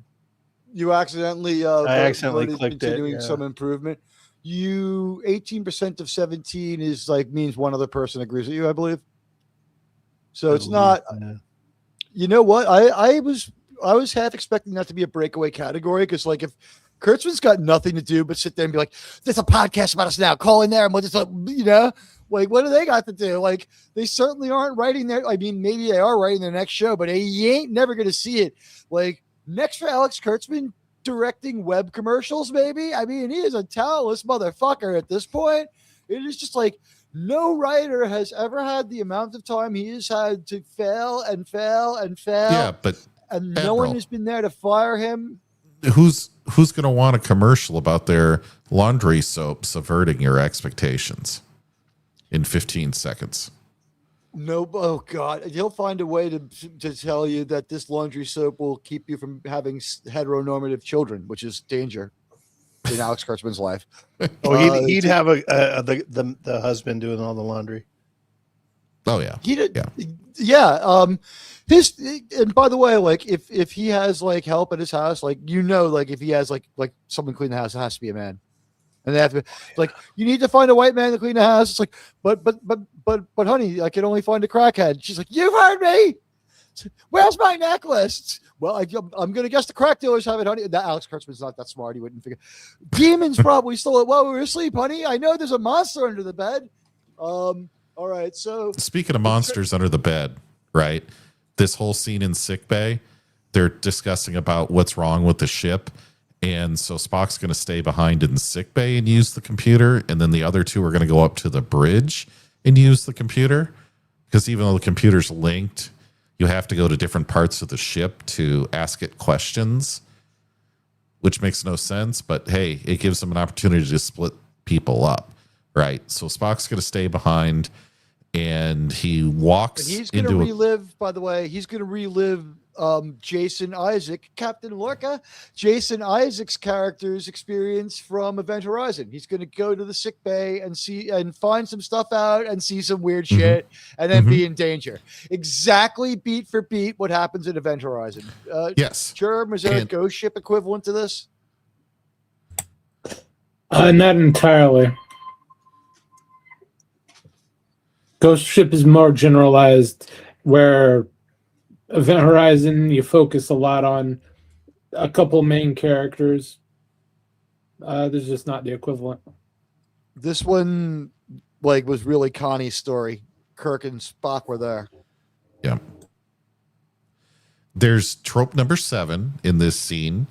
A plastic bag, a body bag, falls off a medical bay bed when the camera's facing towards it, but Spock is pointed away. So that way he has to turn around and look and see what knocked it over, but nothing did because it's spooky. Is that like Rule 32? That's a real trope. Trope number 7, body fall in a bag. Oh, no, it's just, I just have those, the trope numbers aren't okay, a you're list free balling unto it like you're on themselves. Jethro here. Well, Yeah, hey, like- we are an investigative body. Welcome to the SciFi CSI, ladies and gentlemen. This We're is investigating just an strange internal world. number to the episode. There's not a problem. list Let of me, standardized tropes. Gotcha. All right. So this is the 7th trope we've experienced so far. Thank you for the guidance. Let me just say, Yes. Professor JT, return to form bad is 44% right now. So about half of everybody thinks a return to form bad. Average bad episode might be that one might win, but still in there is continuing some improvements. Now we realize that one of those is like the Chicago style vote where people get drunk and go vote, or vote by mistake, or somehow hit the wrong lever. Way to go, Shawn. Worst episode ever, 11%. And you're all wonderful people for taking part in our poll. Thank you. So got a pretty scientific amount of people voting on this one, but you know what? If you're coming, vote early and vote often. We'll continue our discussion. So JT, we had made it to the sick bay. You said that we had the body scare. We tried the jump scare with Lon, and we're continuing along this happens storytelling method that we're using here. They're in the hallway for about a minute. And the only reason I bring that up is the other Kirk and Connie are talking to each other in the hallway. And Dr. Carol Neiman Marcus has a son. Kirk knows about him, which is news to me. Also, she gets approved for a quote-unquote dream project. However, the star date for this episode is already after the real Wrath of Khan star date. So it's after Star Trek 6, isn't it? Or did they go back in time? It's something again? like that. 21, like 2390 something. Yeah. And so we have Crazy tropes high. 8 and 9. Trope 8, a second ghouly ghosty stumbles by, like straight out of a video game, just in the background, and they turn around and they can't find it, of course. Trope number 9, mockery of things that are scary. And Kirk takes the flashlight, puts it up to his face, and said, "Do you believe in ghosts?" And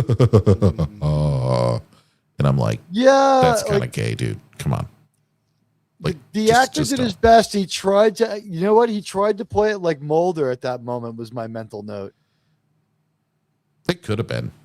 I think he was trying to channel lame. a little David Duchovny. I've also noticed with Paul Wesley, when he acts, David Duchovny's style is not that different, or his style is not that different from David Duchovny's, would be more fair to say. Sure. He's sort of an underwhelming guy. I can't imagine him winning a fight, but I can imagine him winning an argument. Okay.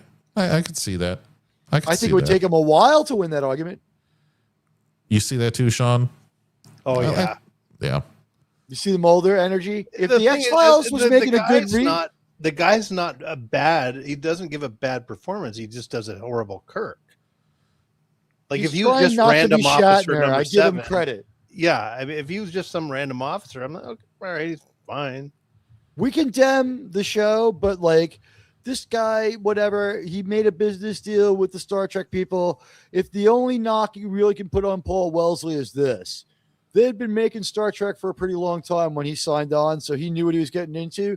With Anson Mount, it's like he shows palpable embarrassment, and like he's trying to hold back. Like it's like, do you ever feel mutual embarrassment for a character, like say watching the Brady Bunch, because it's like written so heavy-handedly with the guilty, embarrassing, dramatic irony and stuff? It's like you're so cringed out by how embarrassed you are for the characters that you want to turn the show off. Like that's how I feel for every actor in this show. Like I'm actively embarrassed on behalf of Paul Wellesley, and I think it's really cool that him and William Shatner talked. Like, I was only embarrassed. I was only embarrassed for Rebecca Romaine later in the episode because we see a stunt belly. Oh God, yeah, she the blessed event is on its way. I didn't know she could, at 54 years old, she's gonna have a kid. That was not her. No, she was heavily doubled this episode. They felt bad for her. She was yelling and screaming at them after she saw how they made her look last season. She was walking around sometimes when they shot her from down low where she had just a beer belly. Like I was thinking about the story of her beating up her husband, and I was like, you know what? Like if I was O'Connell, I would have run too. Like I wouldn't have stood my ground and tried to talk my wife down. She could put some heft behind that. We've got our stats. How tall is she? We can figure out how much she weighs. I'm saying if Rebecca Romaine is a runway model who is 5'11", Rebecca Romaine's like 200 pounds. Jerm, what's your guess? Yeah, she's up there. Maybe not 200, but 170, 180. She's got a 36 to 38 inch waist. You know, the average American female weighs 172 pounds nowadays. But the average American female is also north of 60 and wasn't a supermodel. This is a genetically gifted person. I'm going to call it out. What's her acting style? What does she bring to the screen except looks? We can't argue that. We can't argue that. Look, it's not like, and I hate to say this, I'm not a fan of Zendaya, but if Zendaya was to be in a movie with singing and dancing, you would be able to justify her casting and her bad acting because that's where they took her from. She was allegedly fine in some kind of weird singing dancing movie. Apparently she does okay in the Spider-Man movie. At this point, don't you just think they've learned to write around her? It's like MJ sort of doesn't have a very wide spectrum of emotion. Play it that way. Yeah, I mean, she may have had some lessons too, but I do got to say, just kind of going off track a little bit, is I do respect her and Tom Holland and that they're not part of that Hollywood scene. They generally just keep to themselves. So I don't want to knock on her too much. No one has a problem with Zendaya's personality unless there's stuff that we don't know. She mostly gets annoying with things like overexposure. No one hates her for being overexposed, but we'll complain about it. We'll complain about it because she's overexposed. Okay, yeah, but that's the point where I didn't want to see get your money, anymore. girl. Like get your money. Like if they're casting you, take it. Look, let's talk about someone I thought was hot. I thought Madonna was pretty hot, especially in the Like a Prayer video, right? But then Vogue comes out and she's still looking hot and arguably getting even better looking because she's like circuit training all day. And for a while there, Madonna really just had a 10 for a body. But like Madonna, weirdo that she is, it's like there came a point that I couldn't stand hearing her music or seeing her for like 6 or 7 years. She had to go away from like 1994 to like 2000 when she came back with like Ray of Light, and it was like, all right, I can handle Madonna again with that British accent. she's weird as hell, but like that album had like 3 okay-ish songs on it, and you weren't sick of her anymore. You know what I mean? But then she followed it up with another one, and you're like, wow, I didn't realize how quickly that irritation came back. It's like female Morrissey, I guess, but not like quite as bad as him. No one can be as bad as him, but like she's very overexposed. But, so speaking of overexposed here, Tom Netherlands is a good guy. Speaking of overexposed, so you got cutting back to Spock in the sick bay, right? And he's asking the computer all these questions. What is that? Turning his back to everybody. The itty bitty committee. Anyway. Yes. And so Spock is going through this, and another trope number 10 of the evening. Once danger is discovered, you're immediately trapped in with the baddie and the doors locked behind you. Okay. We're out there a little bit longer in this scene, and he's trying to figure out what to do, trying to hail everybody on his communicator, trying to get out of there. A dead body that appears out of nowhere into the body bag for the next trope opens itself from the bag, and he doesn't see it, but we know who it is. It's like a zombie resurrection. We've seen this a million times before. Of course, it's T'Pring. Guys, I was glad that it was at least T'Pring. Well, you were happy about that? No, I thought it was as stupid as could be. But the thing is, the T'Pring actress is effing hot. She's really smoking fucking hot. The T'Pring actress is like an 11. She's as good looking as T'Pring 1. It was like an accidental mistake. One slipped through the vest. They're like, we're going to put a beautiful woman in here. And the costume people had a bad day for them, and they accidentally gave her an outfit that they think is suitable for a 65-year-old woman that they would have put on Michelle Yeoh. You know, and she's hot. She looks great, and she's hot. I mean, this wasn't one of her best looks. She looked hotter in season 1 and worse episodes than this mid piece of garbage. Yeah. So she shows up. Sorry, they Wes. flip away back up to the bridge real quick, and it's trope number 12 of the evening. We need to get out of here, but oh no, our only means of escape is destroyed. And they show the shuttlecraft floating out there as a big wreck. Right? I mean, we've seen that how many times in a horror movie? The car's destroyed, it's on fire. More times than Wes Cagle has seen fire and rain. Oh, wow.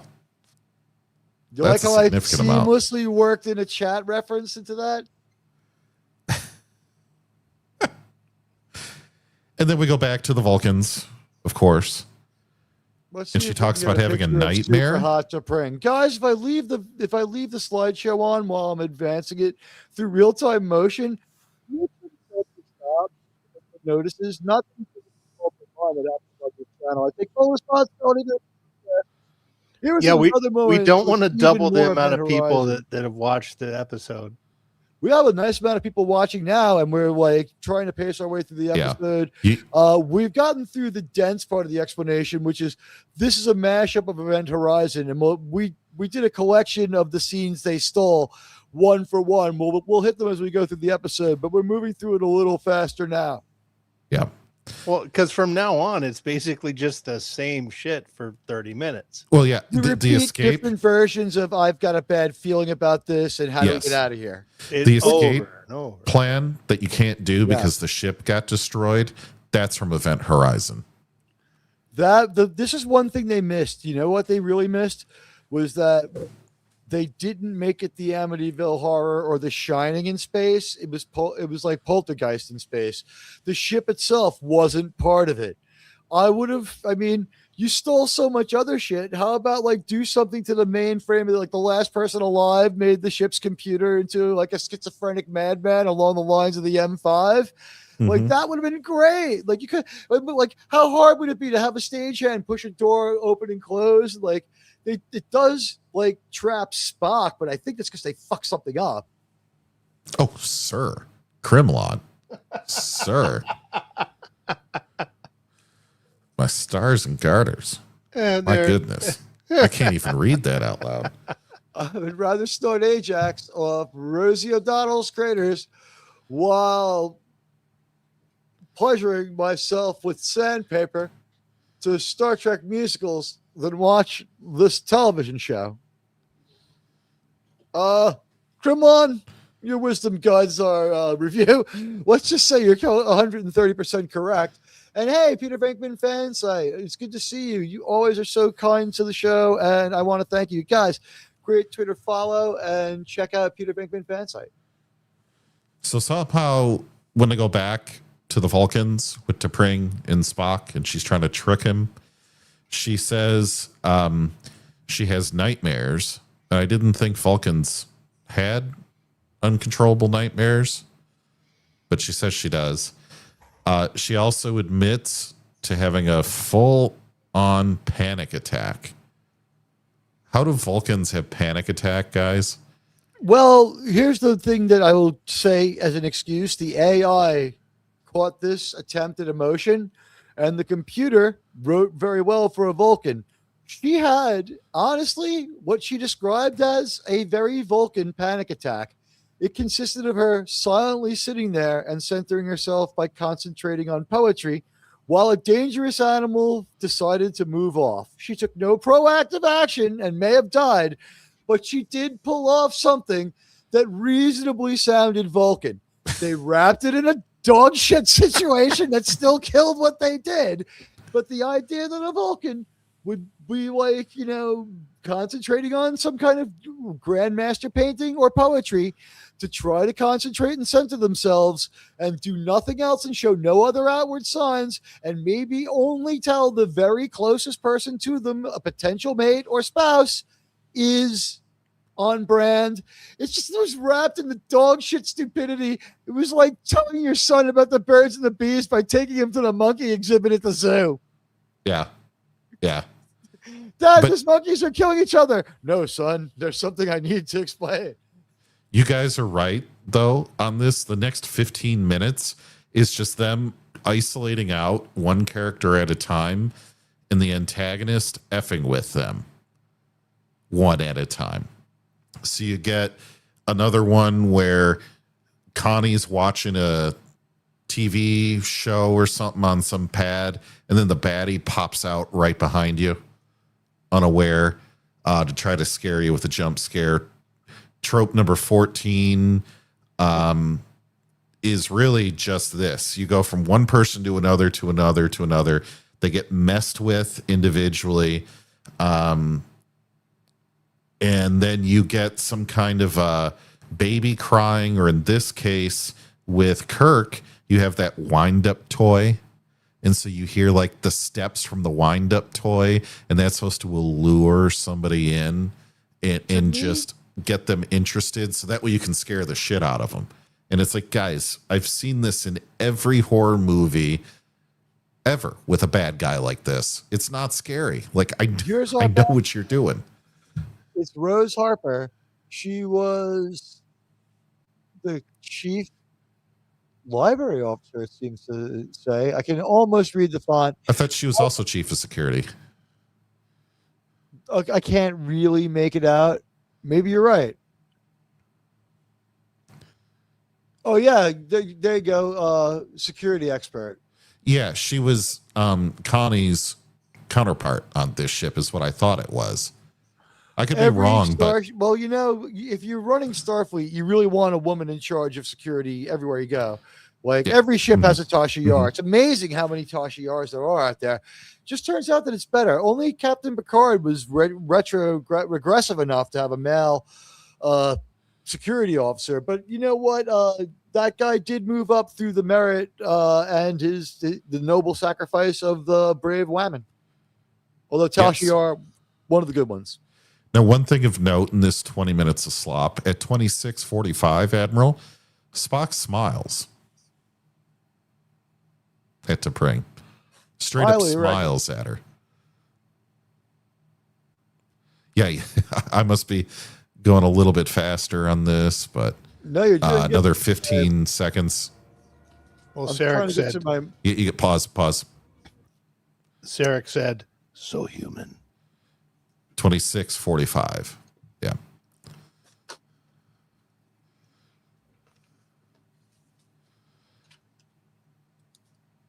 Shawn, you got your racked Casino? Yep. Nice. Nice. What do you think? But that was under 7 seconds, right? It's right here in this green coffee mug. I think you were We'll okay. find out. Yeah, we'll find out. I think you're okay. Welcome, everybody. We've got a pretty extensive breakdown of Strange New Worlds. This episode doesn't seem to have been able to find a crowdfunder. This one, they had their surface level feminism, but like we have not had a chance to examine the end credits at length, or at least I haven't yet. Last season, sometimes, but not always, and all through Starfleet Academy, every episode, about 12 to 15 non-American government-affiliated organizations from other countries were co-sponsors of the episodes of of Starfleet Academy, and sometimes Strange New Worlds. One of the things that we tracked down, it was like the some group of New Zealanders, and it was the Samoan New Zealanders, and I believe a polygamous population within that subset of New Zealanders. They have like a government organization. So as near as we can tell, like Star Trek approached them and said, hey, we can get out an episode if you just give us like $700,000. And they're like, that's most of our budget, but yeah, okay. Admiral, didn't the province of Alberta give them money at one point too? I don't know, but I mean, there is a polygamy episode, and there are polygamists in the episode that I mentioned, and that was one of the NGOs, or one of the GOs we saw. These are actual like world government organizations, and I don't know why they decided to go with this approach. I mean, I guess I do know why, but if you want the answer, the short answer is they lost their money in the Netflix deal when they were accused of not making real Star Trek. And they finally got to the point where they had to go out and actually crowdsource these Star Trek episodes. And I'm literally talking Alex Kurtzman first worked the Democratic funding base. This can be evidenced by the presence of Earth President. JT, do you remember who plays Earth President?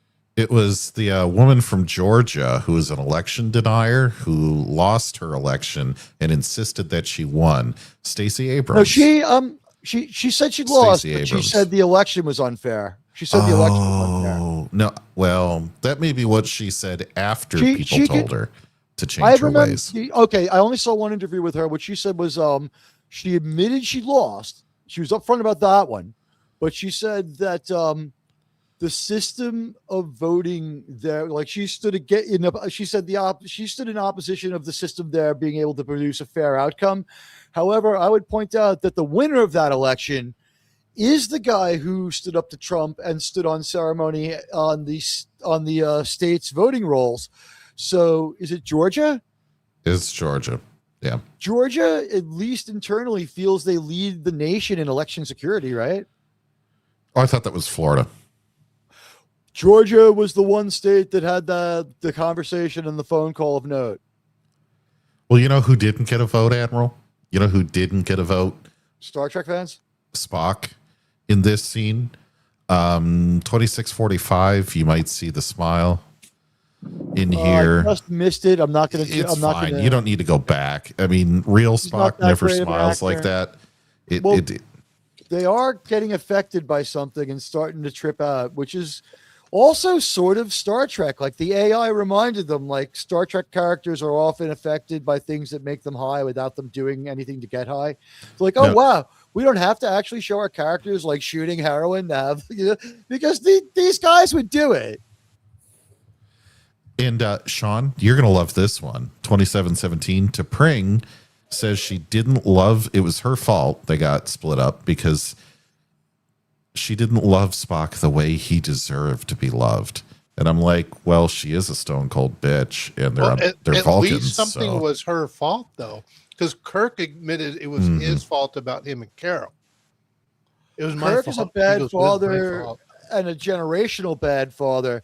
That really bothered me. Was in the shuttlecraft, Kirk needlessly exposes by mistake that he was supposed to go home and ditched out on it.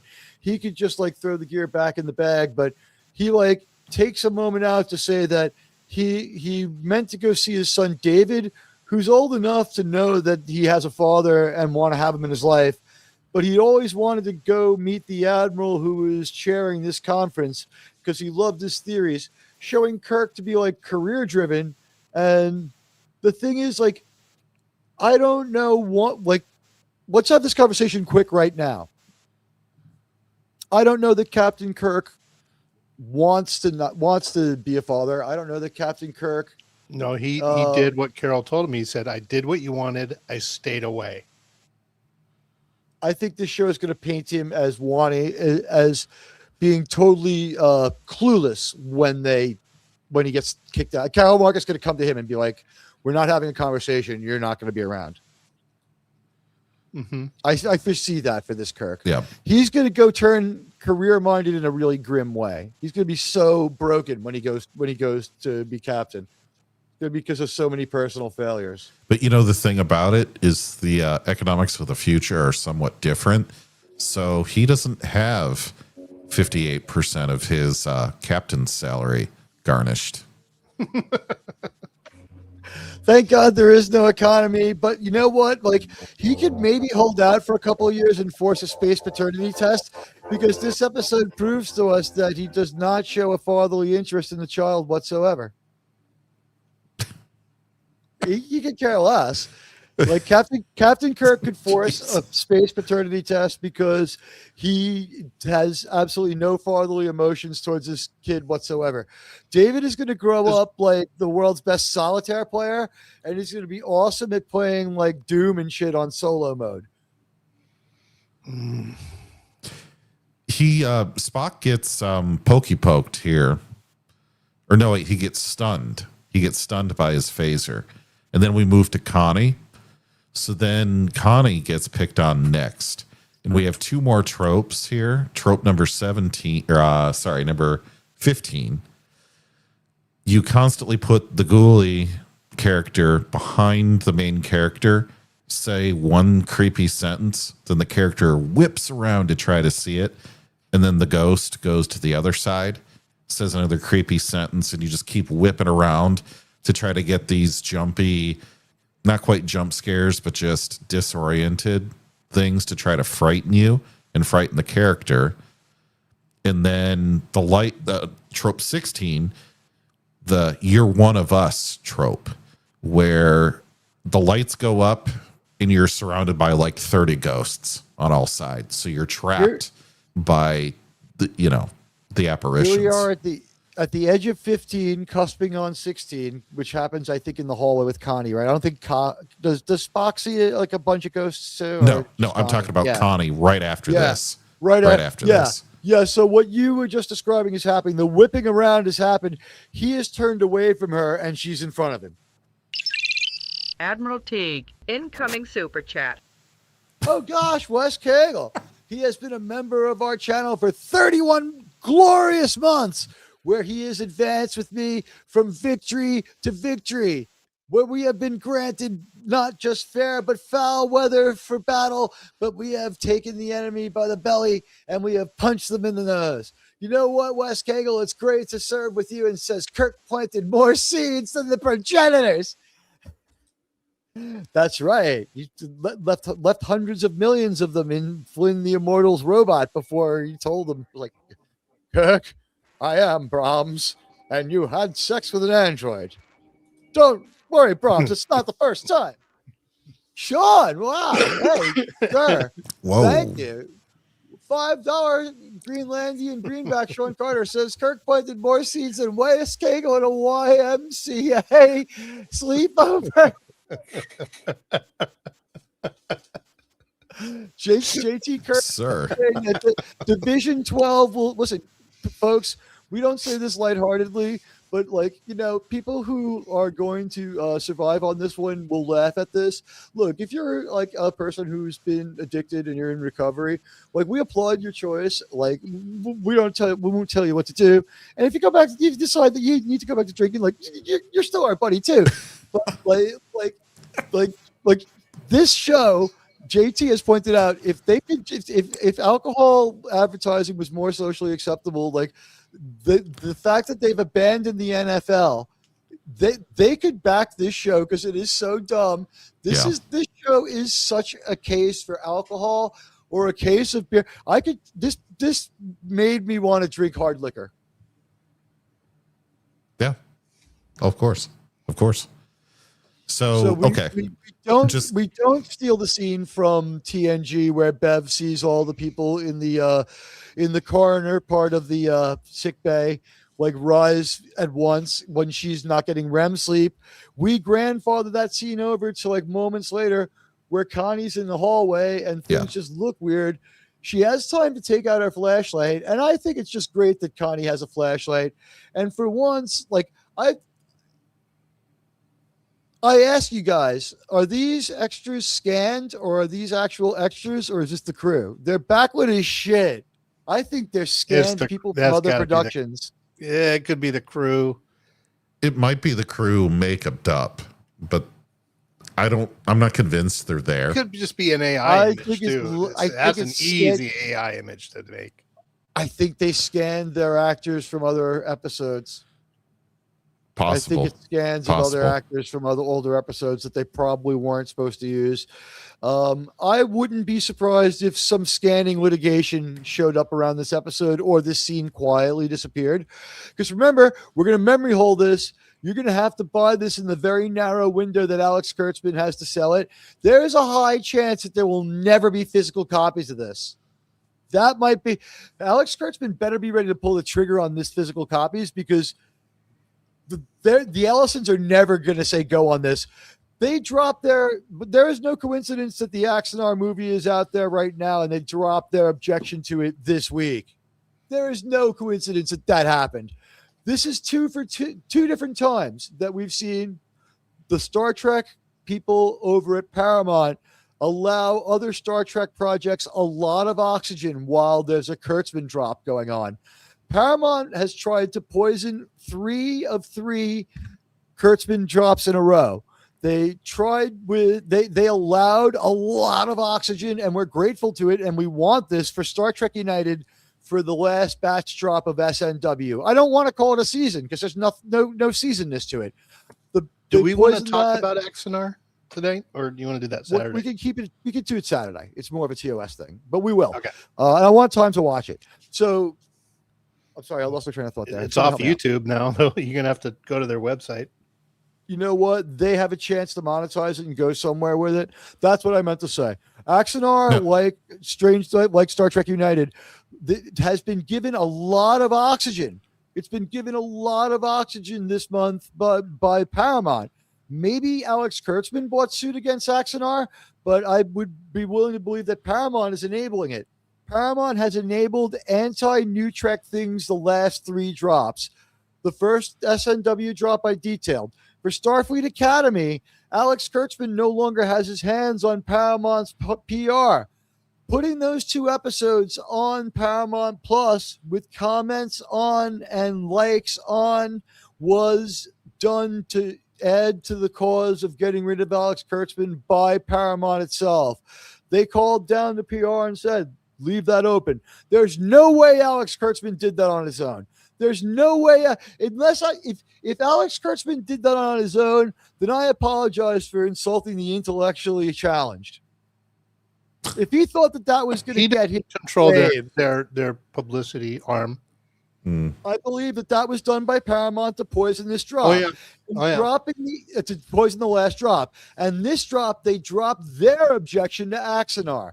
I believe that Kurtzman was ready to go with a lawsuit on Axanar. We're going to research that for a show during the week. I've been working so much on edits and so much on live streams that I haven't had time for weekday shows on other topics. We're going to need to do an upload on like Yellowstone related stuff just to stay on the air. But Shawn, thank you so much for the $5 Greenlandian greenbacks that I've accidentally covered Germ with for a good deal of the show. Good thing he didn't contribute too much. Now, He's saving his wrath reining for his this back summation. in, Admiral, I just want to warn you and warn the audience, we can't show the next scene on YouTube. And I'm not being like it's too hot for TV. This episode goes deeply into Kurtzman style body horror. And we do it for too long, and it just goes on forever. There's like bad, cheap screaming. Just before we go away from this scene, I just want one last word on it. Do you think he had the Shawn? Was it what was the name of the band? All you zombies, show your faces. It's like, no, these zombies will not show their faces. We can't afford to pay the actors. These are just scans of people from other episodes, and we're not going to pay them either. We're doing nefarious shit now. Sure. So go ahead. Sure. So, JJ, proceed. So the next scene we cannot show you at Here's all. our best zombie makeup. I want to show the audience how terrible it is. This is our That looks like Ariana Grande. It looks like somebody went to town on the file that Osaka Chandal uses. Yeah, it's not good. It looks it's like just not good. Where's Osaka Chandal's avatar?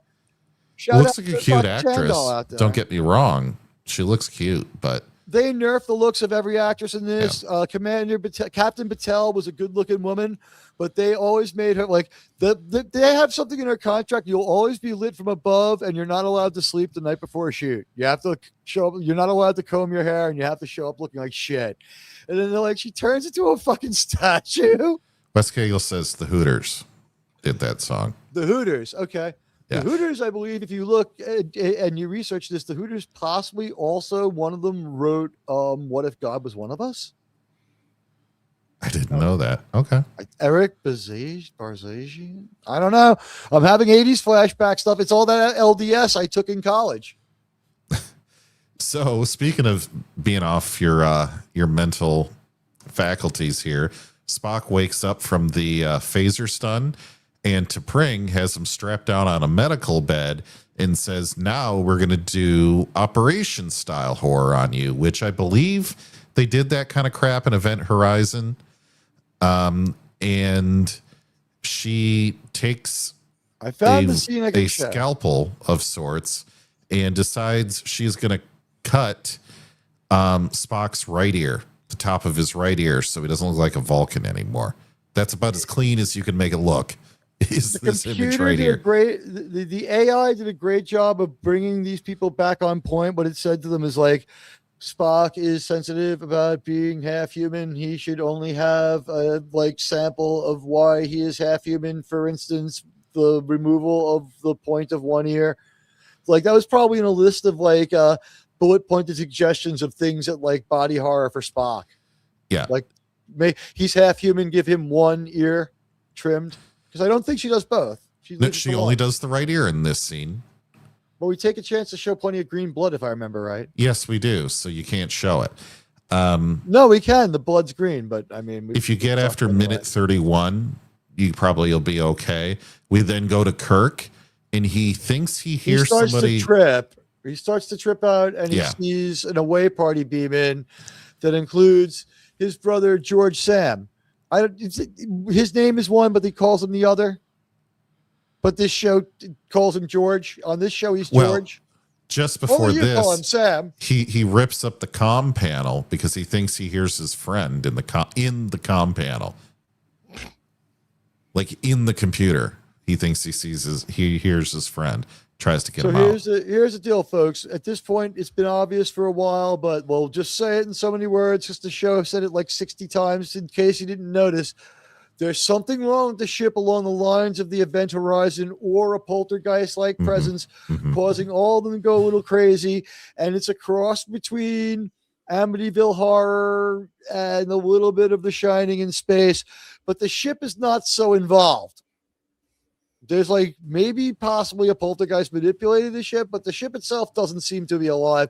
They didn't take a chance to sabotage the computer or give it any kind of backstory like that. There's no final destination, deletions, or anything like that. We insist upon the idea that our view screens are actual glass again. Admiral Teag, incoming super chat. Oh, you guys are being so generous. Thank you to RRTNZ with 5 New Zealand dollars. Soon there will be Earthican dollars, my friend, when we unify. I rate this series as DGAS. Dog shit as shit. Don't give a shit. Don't give a shit. Okay. Because I couldn't give a shit anymore, sir. Not even to mock it. I hope you're all well. Anyone catch Teag's cameo in BND? What's Bond? BND? I'm not sure. It could be. Blowing. Never mind. I'm not going to finish Wiki, that. you'll miss it. I don't know. Is it? Oh my! Does that mean there big, is, big there New is Zealand dick? There is a Teag cameo in the video I made, though. Not only do I there's my regular appearance where I set it up, but in the part of I took part of Distant Shawn, he Origin doesn't see and it. worked it into the dinosaur thing, and I have to remove this from the screen before you show me whatever it is you want to show me. No. I took part of Distant Origin, and there was an actor in there called Marshall J. Teague, so I made sure to isolate that part. But when I listened, it was the dinosaur making his thesis anyway. I was like, oh, perfect. He's like, we are most certainly related to this creature. And I'm like, oh, wow, perfect. Like the name's right on screen. So I'm like, I like this guy's name. I'm going to isolate it. Anyway. So B&D is Brand New Day. Oh yeah, I do have a cameo in Brand New Day anytime they pan the burrow, and anytime they show the area near Silver Cup Studios. You're seeing me. I'm probably in my apartment somewhere, not too far from one of the ways to get to Manhattan. But we just hold on. My Desert Eagle is in the way. I just get closer to the microphone. And anyway, yeah. So I live in Queens. Bagpipes on the roof too, right? The bagpiper has. Guy up there.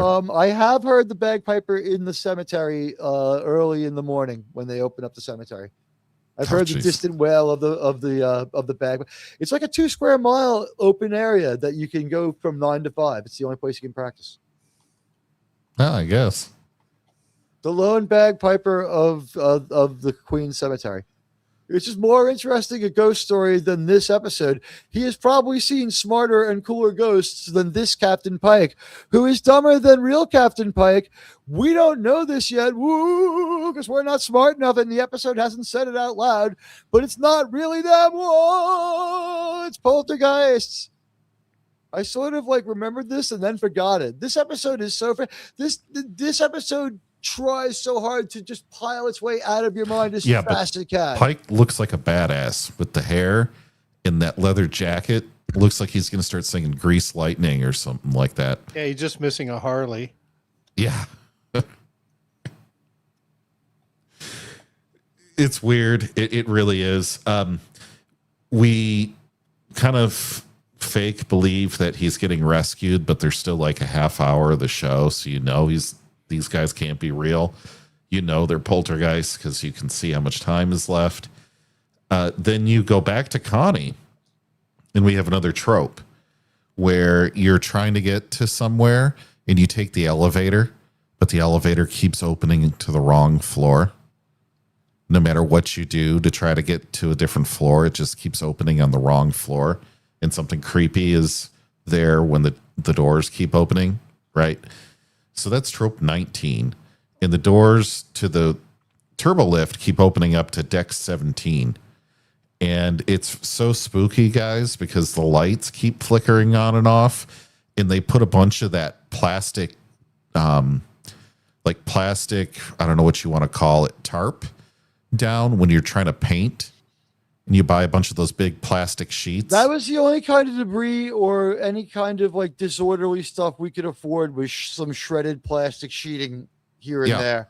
Yeah. It was the cheapest too. If you notice, it was the flimsiest that you can buy to paint, like the 1 millimeter thick kind. Yeah. No, 2 millimeter. They went for the big thick stuff, the 2 millimeter. Yeah. Well, So it's she gets transparent out. aluminum. It's strong. Yeah, she gets out. We walk into trope 20. She walks into the other big bad security whammon's quarters, and there's a video playing about how that woman's having a mental breakdown. But then instead of continuing it, the trope is you break the fourth wall and you start talking directly to the person watching the video. Or I guess that's the third wall. They break a wall, right? It's not just the video. The video stops and they're talking to you. You can. Let's see here. So that's trope 20. All right. Let's show you this is the just, on a personal level, we had a chance to do something here, but we decided to do nothing with brothers. Kurt and his brother have a confrontation rather than acting brotherly. He's like, George, Sam, George, I'm glad you're here. And George Sam is like, yeah, I'm here. And you know what? Like, you shouldn't be, because you should be on a planet with David. But no, you selfishly went to the meeting. And he's like, well, you're Starfleet too. And, you go on long missions. He's like, I go home every minute of my vacation or go on vacation with the family. And I call home every night. You don't want anything to do with your family, Jim. All you think about is yourself. And he's like, I'm not that bad of a guy. Wait, am I the bad guy? And it's just like, Kirk is clueless. And like, what we're starting to see, it's trending towards Carol Marcus just gonna be like, but I want, it's like, that's the end of the conversation. Wait, but the conversation's over. Like, that's Admiral, how it's going to go for visitation for Kirk. Admiral, you're forgetting a point on this. They talk about their father. Oh, now, by the way, didn't their father get killed by Nero? Well, I don't think this is supposed to be anymore. in that timeline. They have finally and proudly admitted that they are all their own, and that this is Kurtzman Trek. They have finally embraced that. So They're not canon. Listen, Alex Kurtzman did not change his mind that much. They're canon unto themselves. They are their own Star Trek, is what I believe they're finally saying. There was a San Diego Comic-Con appearance yesterday by Alex Kurtzman. He did not admit he was fired. He continued to spitball plans for new shows. He continued to talk about future productions and future seasons of the shows we're seeing. He continued to talk about Star Trek Legacy and Star Trek Titan. Yeah, exactly, Shawn. It's all he's stroking us all. It's just a lot of nonsense. And at this point, like, outright embarrassment for the actors is all I can say. Is that, and at least they had some better hair and makeup people, because we don't have mission creep on George's sideburns like we did for poor Spock last year, where basically they're almost touching like a chin strap under his face. And like we literally spend, like, after, like, he gets told he's a bad person and a bad father, they leave, and like no music plays, the computers are dead, so there's no ASMR, but Kirk just kind of looks around for a while. See how he can front load these reviews, folks? He just looks around for a while. What happened during the segment after he got dressed down by his brother and his brother walks off to go do useful things?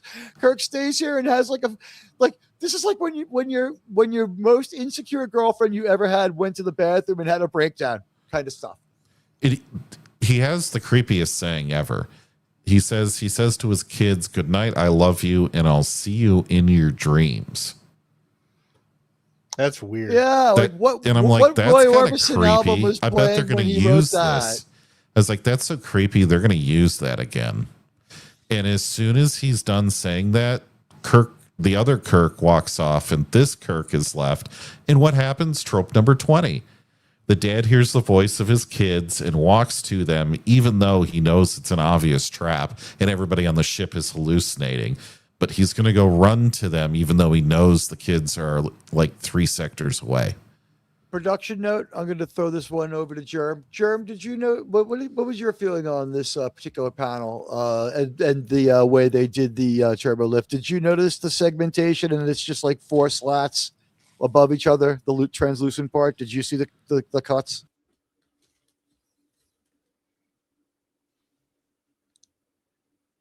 He may have stepped away.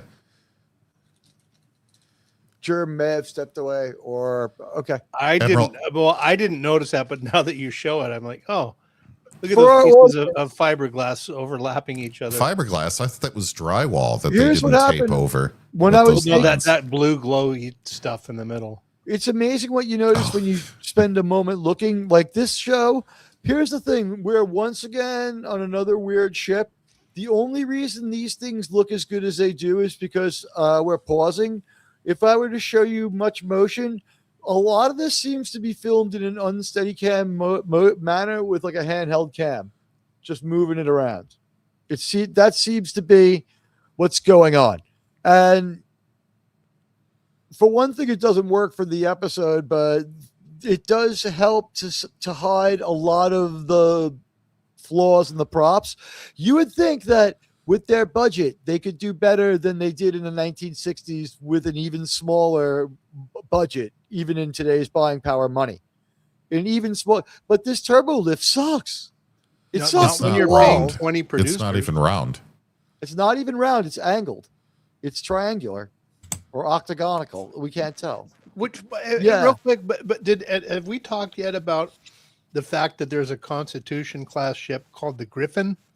That never existed. I'm still blown away with the fact that you, me, and Gary in 3 hours can make a better fucking turbo lift than this in 3 goddamn hours. Yeah. It's so true. 3 39 goddamn hours, they can make a better turbo lift than that. 3 goddamn 39 hours. and a half minutes is my favorite part of this episode. Folks, you may think I'm sadistic. You may think I'm evil. You may think all kinds of bad things about me, but you know what? None of those in this case are wrongly deserved, actually. So to set this up, By the way, Connie finds a very big letter opener. she in some does. Klingon's cabin. She does. Poltergeist Nuhura tries to get her to the transporter pad with Lieutenant Whitewalls. And so the three of them go to the transporter room and they're like, okay, we only have enough power to beam you out one at a time. I'm like, oh, come on. That's stupid. But they put Lieutenant Whitewalls in there, and Connie is criminally negligent. And instead of beaming her back to the Enterprise, she quote unquote sets the coordinates to have her beam into her own self. And you see the most ridiculous screaming transporter It was a enhanced rip-off of the motion interrogation picture. scene. If I'm keeping this YouTube compliant, an enhanced interrogation scene where she's screaming and the body looks like that creature from 300 for a while. And guys, this was my favorite part of the episode. I laughed so hard. I laughed were you out laughing loud. at I want to just go ahead, Shawn. Were you laughing at the Max Headroom glitching? Yes, I was. I want to relate this to our audience, guys. This is around, like, say, 2 minutes and 10 seconds worth of runtime of this effing episode. Is that she engages a viewer, we get a reaction shot, and the viewer's glitching out, but not until she needs to talk. First, like, the viewer engages and she's looking into it. And she goes, well,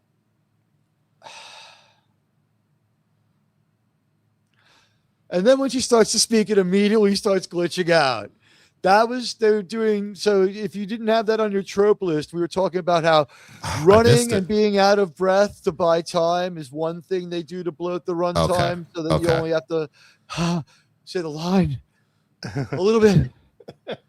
That's like Scotty does that while he's running through the hangar bay in Star Trek Into Darkness, where he's holding the communicator in his mouth and taking it out to talk into it and putting it back in his mouth. Well, It's that was stupid as at least could done be. for humor, though. Yeah. They work some humor into it because they had only a 2-hour movie to fill. They have 10 1-hour episodes to fill. This was pure bloat where she stares into the screen for like a whole minute. Yeah, before while she she's being decides to fucked. Yeah. And also, while she knows that the ship is haunted, a Flying Dutchman and has progressive cascade system failures, as they would have put it in TNG. There's currently like everything is during. It's during like a Christmas tree, Captain. Right, and plus they're having what Geordi would have phoned up to the bridge and told Picard. He would have told Picard they were having multiple cascade systems across all systems, Captain. It's like everything is falling apart, but she decides this is my time to really think out what I want to say. I don't need to deliver this pertinent information in an urgent manner. No, Admiral, Totally insisted to float 3930 should be roughly the time code after they leave that room. Did you guys pick up the TMP We have reference more in this body scene, by the horror way? with Spock, by the way, first. No, I didn't. That's after. That's after. No, this the beaming, transporter. this beaming thing, it was a total ripoff of the transporter malfunction in the motion picture. Yeah, 3930 should be your timestamp. Oh, that part, I did catch that in the dialogue. I am going to go to the timestamp in a moment. I'll just say we have a montage of body horror and weirdness just to bloat the runtime between her message to nobody, where she goes on and on about nothing while it's glitching and we're missing most of it. And it's a good thing she talks slow, because it mostly only glitches when she's not talking or at the very beginning and very ends of her sentences, so that the objects or subjects of what she's talking about can't really be heard. So, really good storytelling here. It's right off the shelf nonsense, folks. Yeah. Yep. So here comes Beer Belly and Viagra Dome. We've got Pike, who puts Viagra in his shampoo, and husband beater Rebecca Romaine O'Connell. The remains of Romaine are here, and let me tell you, what a portly individual. I thought that the CGI, really off topic, but on Rebecca Romaine, I thought the CGI in X-Men was really terrible. But what happens is when it ages back, they don't use Rebecca Romaine. It ages back. 30-year-old Mystique is now played by first class X-Men. So when we see Rebecca Romaine, she's going to be some new iteration of Mystique who's like 50 is what I don't think they're going to de-age her. We're going to get Beer Belly Mystique, guys. I can't wait for Doomsday. Both literally and in a Disney sense for the Avengers. Oh, it's going to be so pre-tarded. All right. So Viagra hair and Beer Belly show up with Faux Hawk and George Sam. And this is when we have the conversation that we talked about this a little earlier, but it is mirrored in Event Horizon, where George and Kirk are on the bridge. George and Jim are on the bridge, and when they're getting ready to leave, like, you're jumping ahead. Wait, I'm jumping ahead. I'm sorry. Sir. You are. It doesn't matter. We waste a lot more time. Yeah, I just want the audience to see this transporter. Yeah. Sorry, okay, we have I a wrote lot my of notes. Conversations that look exactly the same, so we're going to just show you images. Wait, hold on. Germ was chiming in. Yeah. Guys, and we can just jump ahead. All of this stuff we've seen this 100 times in 100 different movies. Nothing in this is original, so nothing. It's not even better than the motion picture, actually. To be honest, 100 times in this episode too, because it's just one thing after another, like JT saying, a trope after. I'm trope sorry, after guys. trope. It's really grinding and hard to keep track of who's where. So, by the way, their New Hura they think is on the ship. So we see Cicely Rose Strong or Cicely Rose, whatever. Cicely. We see Yeah. Cicely. We see mid MILF if she has a kid. I don't know. We could call her that if we wanted the alliterated nickname for her. Well, so they try to beam her off the ship and it doesn't work. And I watched it like 4 times because I was just laughing at it. It was so hilarious. Then you have back to where you were talking, the body horror, which is another like 3 tropes in one. You have to have a woman messing up a dude. It was like some revenge fantasy. Yeah. They are beating on. And hello to Miss Katonic. It's good to see you. And if I missed anyone, I'm sorry. But like, here's to Prig. she is at least gorgeous. What sucks is she's not wearing her Strange New Worlds season 1 outfit where we saw a little skin and it was a little bit revealing. Just like I don't know why would if Alex Kurtzman's trying to change the opinion and move the needle, why isn't she in a bikini? This woman is hot. So Really the think trope Kurtzman here looked at her like that? is her getting revenge. Hold on a second, JT. Go ahead, Jerm. You really think Kurtzman looks at her like that? He looks at her and there is no sexual thought in his brain. There's no one with a brain who says we want to stay on the air. Like no one would go up to him and say, "Sir, the actress who plays T'Pring is quite attractive." The small hetero abnormative bunch of us who work here, as you force us to call ourselves, have noticed that that she is very attractive, and we would all make sex with her, sir. If you want people to watch, you'll showcase what a good-looking woman she is, sir. And he was like, "So few people are this. That you're talking like 1.1% of the population. Most people are born through artificial insemination." I don't know where Kurtzman gets this stuff from, but he has a beautiful actress here. It's just opportunity wasted. Keep going, JT. And so the trope there is they're not your friends. They're really poltergeists, and they bring you back to the main baddie to come back for more bad things to happen to you. You see that all the time. They have a little bit of agency as they can push buttons on the computer panel. That's how the ship figures in. So they're a little bit carnate. They have substance. The Rebecca Romaine character picks up a scalpel and just says, "My Illyrian innards can now be set free," and she C-sections herself and passes out laughing on the floor. That's about as clean as I can describe that. It's insane. Do we even talk about what Anson Mount did in this scene? No, you want to describe it? Okay, so I don't want to take a chance on showing anything. There are Spock is strapped down. We have a lot of people bleeding as usual because it's Yeah. Star Trek with Alex Kurtzman. Let's see. Anson Mount decides he's going to start cooking next to Spock, who's strapped down to the table in some weird enhanced interrogation method. And he takes out a real sharp chef's knife and it's just like, "Yeah, I need to have all the best ingredients on this ship," and just starts slicing parts of his body off. That was really hard to watch, and it goes on for forever. Event Horizon knockoff. Mhm. It sucked. It so sucked. And I guess it showed that's You can't show that scene either. Moment. Can't show that one either. Does he get all bloody too? I didn't notice blood. So after that whole scene, it I cuts can't show you immediately. anything from that scene except I will give you this to represent it. Here's Spock's reaction. And we've already said this guy is okay as Spock. It's just this Spock character sucks. And I'm going to take this one to the panel, and I'm just going to ask you guys if you agree with me or not.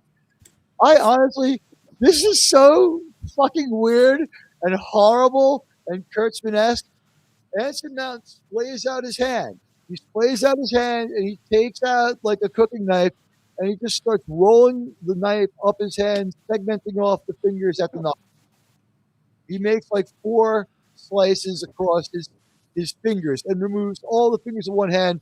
And I'm going to just say it. I don't think Zachary Quinto or Leonard Nimoy would have played this any different.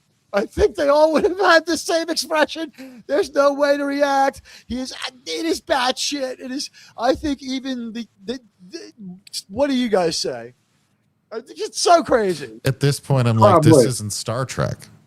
I don't know what the hell this is, but this is some weird Event Horizon shit crossed with like Texas Chainsaw Massacre, maybe. Are you saying that since Spock doesn't belong there, there's no wrong reaction? Exactly.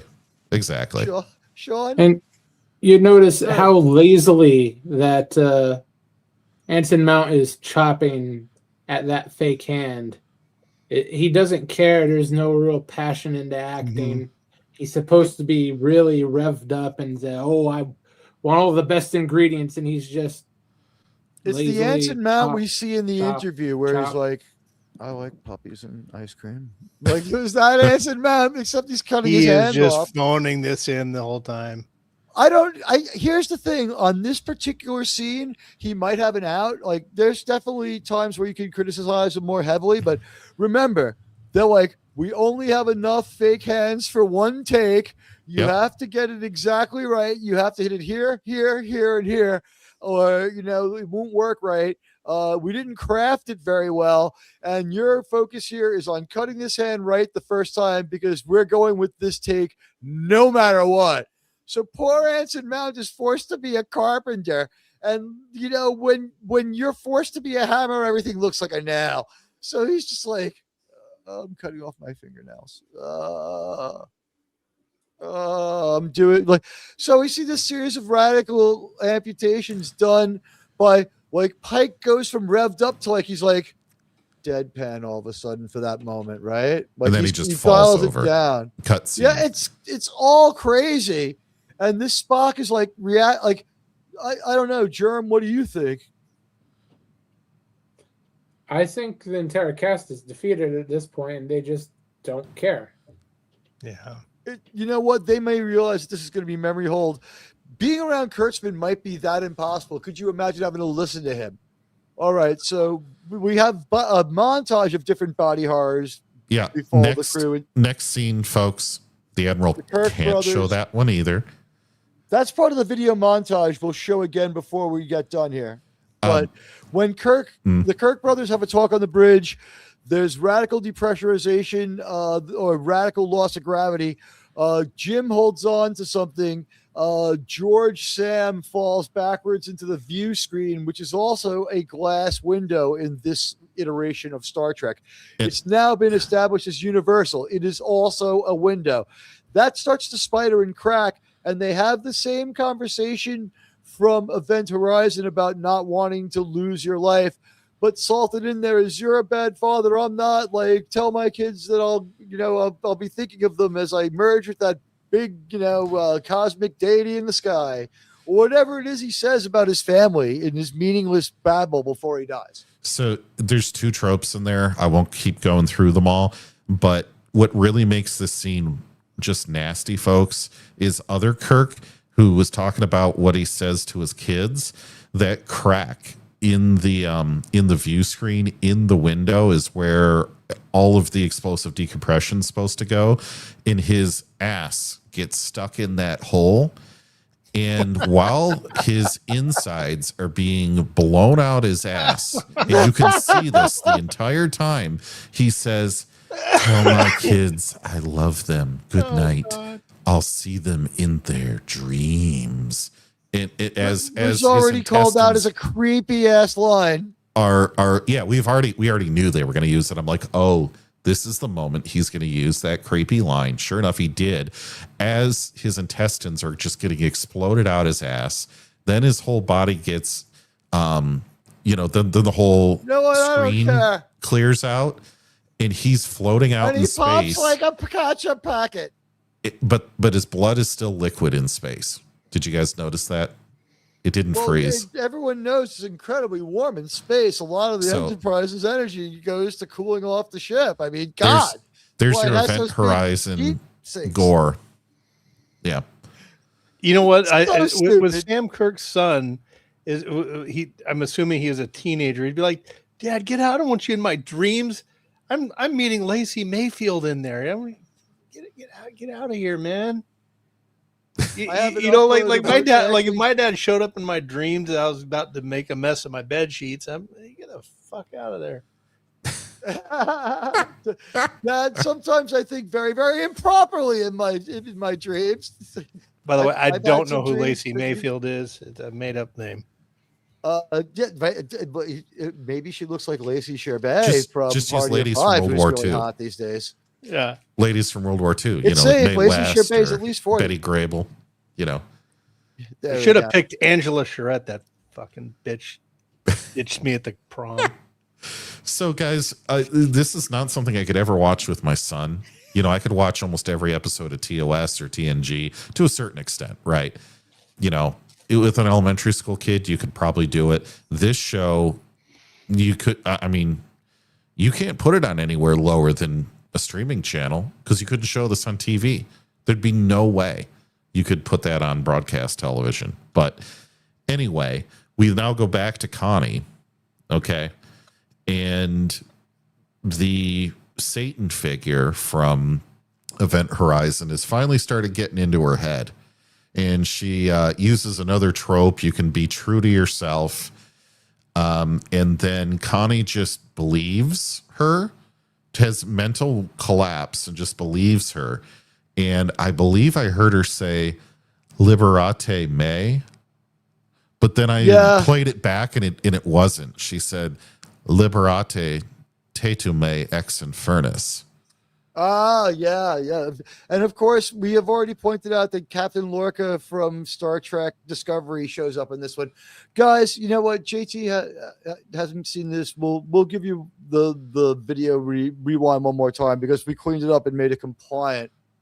Oh. We have the 1-for-1. They stole a lot of Event Horizon. And a lot of it was, here's the thing, Star Trek has borrowed movie stuff before.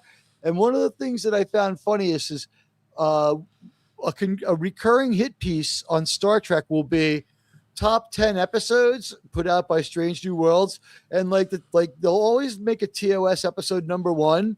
But what they do is they're like, this episode, like Balance of Terror was lifted and they'll name like 5 submarine movies. It's like, but no attribution was given to the writers. And I'm like, you named so many movies it was drawn from that you established it was a common writing device, and shut the fuck you with your sabotage. All the lists on Trek culture are damning the TOS and TNG episodes with faint praise. Those lists are just propaganda. Here is our Star Trek SNW to Event Horizon. These are both Paramount movies, so Paramount's not going to sue themselves. We're going to go away for a moment so you guys can all enjoy this one. And there it was. Now we're coming back. All right. Now we can really enjoy. How did that not work so terribly? Here's something you'll really enjoy. She even smiled like an Event Horizon. I'm just going to point that out.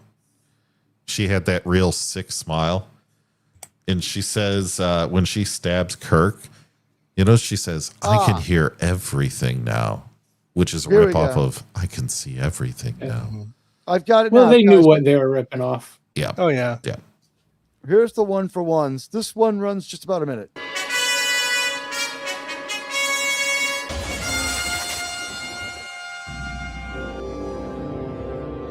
Any crew? Negative. Sensors show no life signs aboard. Ship has been beyond the boundaries of our universe.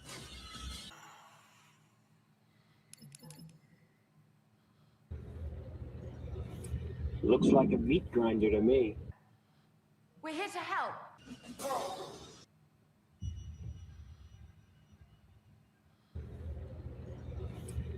I've been waiting for you.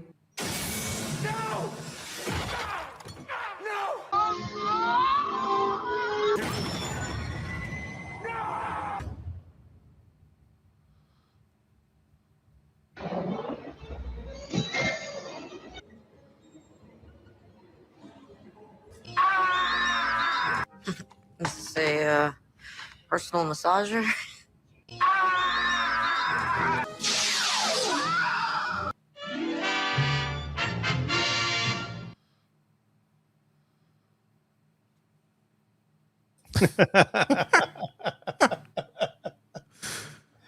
Oh boy. Yeah. So after Teag, hit the button. Say what? You're muted, Teag. He is muted. Yeah, and I haven't restored JT. So after this point, you know, Connie stabs Kirk like they're on the L in Chicago. No one's surprised. And Spock, we cut back to Spock because we think he's going to get sliced and diced up for some kind of pate, right? Nothing quite says it like seeing it, right, folks? I might be a little fuzzy on some of the details of this episode because I only watched it once, but then I am hyper focused, and the part that you just said, I'm like, I have video of that. I don't care. I'm going to show it. Whereas Your comments are intestines- actually keeping me compliant here because his intestines are flying right through Miskatonic Madman's gifts. Yeah. Thank you. We have the best chat. You guys are part of the show. I mean, what? Like no other show works the chat in this way. You're part of our censoring the Kurtzman to keep him compliant with the rules of our overlords. So, Admiral, I think timestamp on this is around 47 minutes, but it's so gruesome. I don't know if you really want to share where any of that is. But Spock sees that Pike is going to come at him with his cooking knives next. And so he starts chanting in Vulcan, I am one with the Force. The Force is with me. I am one with the Force. The Force is with me.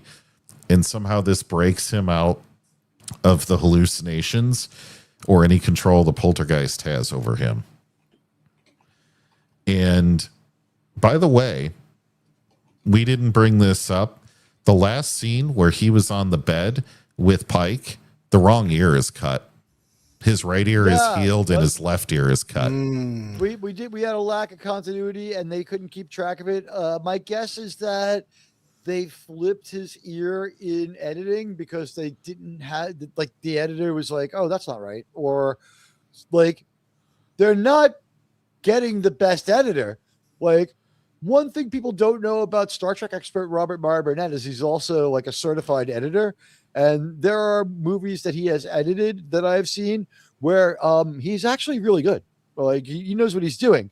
Like, they didn't have Robert. When Star Trek gets their editors, they're not getting their best anymore. They're not getting Roger Deakins. They're not getting Robert Meyer Burnett. They're getting, and some I assume are very nice people, but they're getting ANRs. They're getting Andorians. They're getting interns, probably.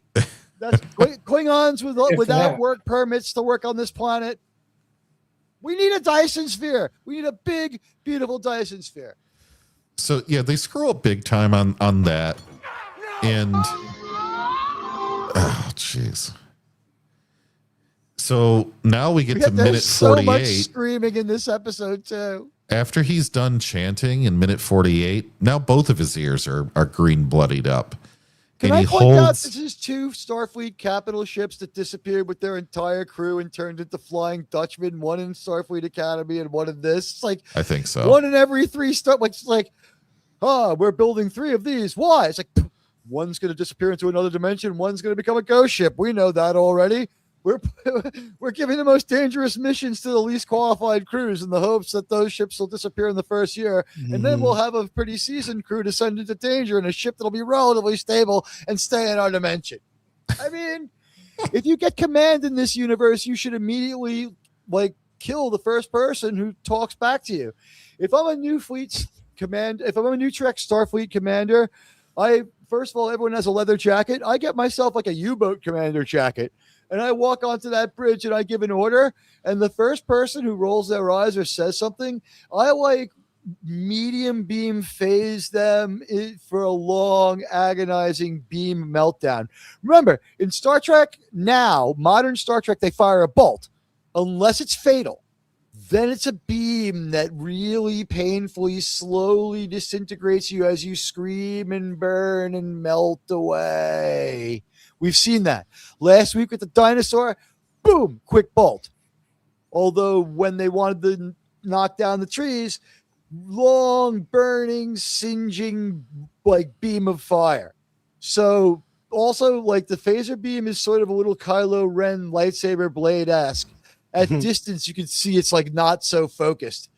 It was pretty terrible. Speaking of terrible. Ahead, JC. Yeah, so now once Spock has broken his dark side spell against him, he gets off the table and both of his ears have green Vulcan blood, but neither one of them are cut anymore. So they must have filmed it out of order or something, but his ears are completely fine. They just have green blood on them. And he's holding scissors from Saw 2. Rusty scissors from Saw 2. And I'm Yeah, like, what are they doing on a starship? Good point. yeah. The stupid was so thick in this one.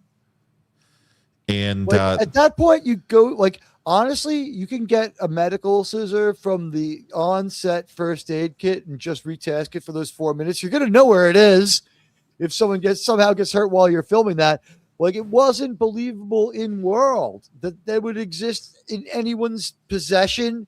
Like, that knife that Connie found earlier would be a much better, for the purposes of scissors. Yeah. And she's still like, she forms half of this plan and figures most of this out while she's surrounded by apparitions. So, way to go. I mean, I gotta say, real proud of her here. So we go back to another scene we can't, I can't show work you. while people are looking over my shoulder. Exactly. We go forward to another scene that we can't show you because Jim Kirk is crawling away on the floor with a massive through and through knife wound in his abdomen, and he's just smearing red sauce all over the floor of their set. So that must suck to clean up.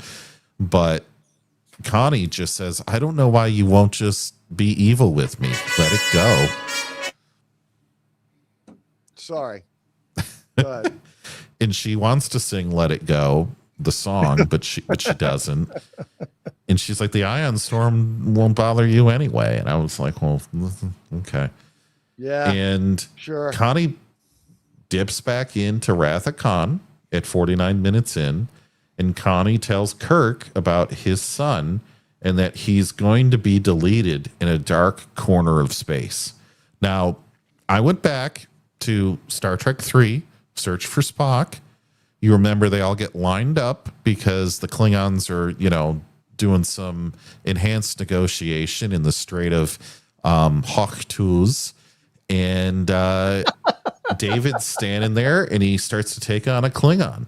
And the Klingon ends up, taking him out. But that set was very well lit. And if I remember right, the Genesis planet was in the daytime cycle at that point. I could see the whole thing clearly. How that's a dark corner of the galaxy.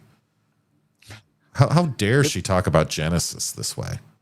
Well, I mean, if there's a bright and sunny center to the galaxy, we are in a story that it's farthest from. Yeah. True. Yeah. Yeah. By the way, I just want to say I own a timeshare on Viridian 3, and I didn't appreciate Kurtzman putting it down like that.